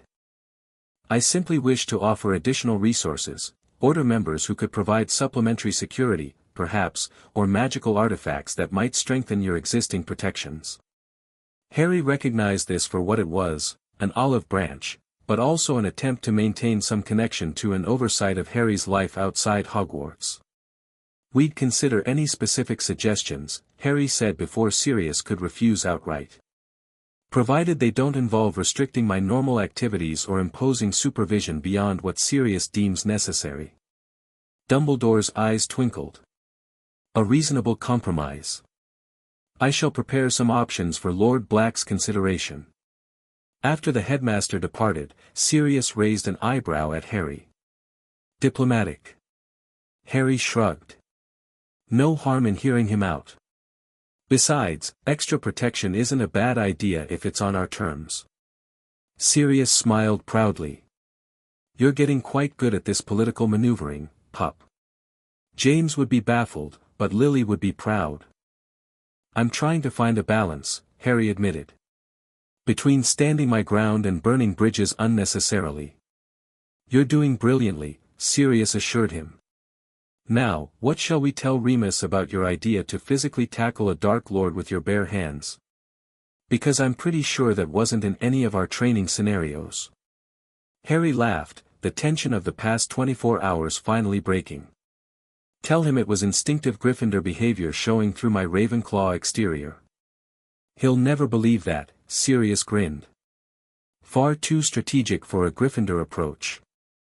No, this was pure Slytherin opportunism with Ravenclaw analysis and Hufflepuff loyalty to your friends thrown in. So I'm using all four houses. Exactly as you should be, Sirius nodded approvingly. The best wizards do. The final weeks of term passed in a blur of exams, Quidditch, Ravenclaw placed second in the cup, behind Slytherin but ahead of Gryffindor, and preparations for summer. Harry's confrontation with Quirrell/Voldemort had elevated his status from famous first-year to school legend, though he consistently downplayed his role when asked. The end-of-year feast featured Slytherin decorations, their house having secured the House Cup by a narrow margin over Ravenclaw. Harry didn't mind, his focus had been on more important matters than house points. As Dumbledore delivered his closing speech, Harry glanced around the Great Hall, reflecting on how dramatically his first year had diverged from what might have been. Instead of a lonely, ignorant child thrust into a world he barely understood, he had navigated Hogwarts with knowledge, purpose, and genuine friendships across all houses. His gaze fell on Dumbledore, who caught his eye and gave a small, respectful nod. Their relationship had evolved into something more balanced, still complicated by prophecy and circumstance, but with mutual recognition of each other's capabilities and intentions. Most importantly, Harry had faced the shade of Voldemort and prevailed without relying on luck or sacrifice. The threat wasn't eliminated, far from it, but Harry had proven to himself and others that he could stand against the darkness on his own terms. On the Hogwarts Express home, Harry's compartment overflowed with friends saying farewells and making summer plans. Hermione, Ron, and Neville would visit Potter Haven in August. Susan and Hannah had already arranged several joint family activities. Even Daphne had secured permission for a carefully chaperoned visit. "You've changed things, you know," Hermione said quietly as they neared London. Inter-house friendships used to be rare, especially including Slytherin. Now they're becoming normal. "Good," Harry replied sincerely. "House divisions only weaken us. We're going to need unity in the coming years." "Because he'll be back," Neville said, his voice soft but steady. "You know who, I mean." Harry nodded. "Eventually. But when he does, he won't find me unprepared or alone." As the train pulled into platform 9 3/4, Harry spotted Sirius waiting, standing tall and proud, so different from the gaunt escapee he'd been 4 years ago when Harry first found the Pensieve that changed everything. "Ready for summer, pup?" Sirius asked, embracing him as he stepped onto the platform. "More than ready," Harry grinned. "We've got Horcruxes to hunt, skills to practice, and I believe you promised me a proper vacation somewhere sunny." "All that and more," Sirius assured him, helping with Harry's trunk. "Remus is waiting at home with a surprise." "What kind of surprise?" Sirius's eyes twinkled mischievously. "Let's just say we've located a certain rat who's been hiding with a wizarding family for years. Seems he might be the final piece of evidence needed to conclusively prove Voldemort's methods and plans to the right people." Harry's eyes widened. "Pettigrew? You found him?" "Caught him last week. He's in a special containment cell with enough Veritaserum in his system to make him confess to stealing sweets as a toddler." The implications were enormous. With Pettigrew's testimony, they could prove Voldemort's return plans, potentially secure Ministry support for Horcrux hunting, and finally close the chapter on his parents' betrayal. As they passed through the barrier to the Muggle world, Harry took one last look back at the magical platform, at his friends waving goodbye, at the Hogwarts Express that had carried him through his first remarkable year. Finding that Pensieve at age 7 had changed everything, his understanding of his past, his preparation for the present, and his vision for the future. Instead of walking blindly down the path Dumbledore had laid out, Harry was forging his own way forward, surrounded by people who genuinely cared for him. His parents had left him more than just a name and an inheritance. They'd left him the tools to reclaim his legacy and the wisdom to use it well. Whatever challenges lay ahead, Voldemort's return, Dumbledore's complex agenda, the prophecy's fulfillment, Harry would face them on his own terms, with family and friends beside him. The boy who lived had become something more, the heir who claimed his birthright, the student who united the houses, and the wizard who would write his own destiny. The end. Thank you for watching this video. Please be sure to subscribe to our channel and like this video.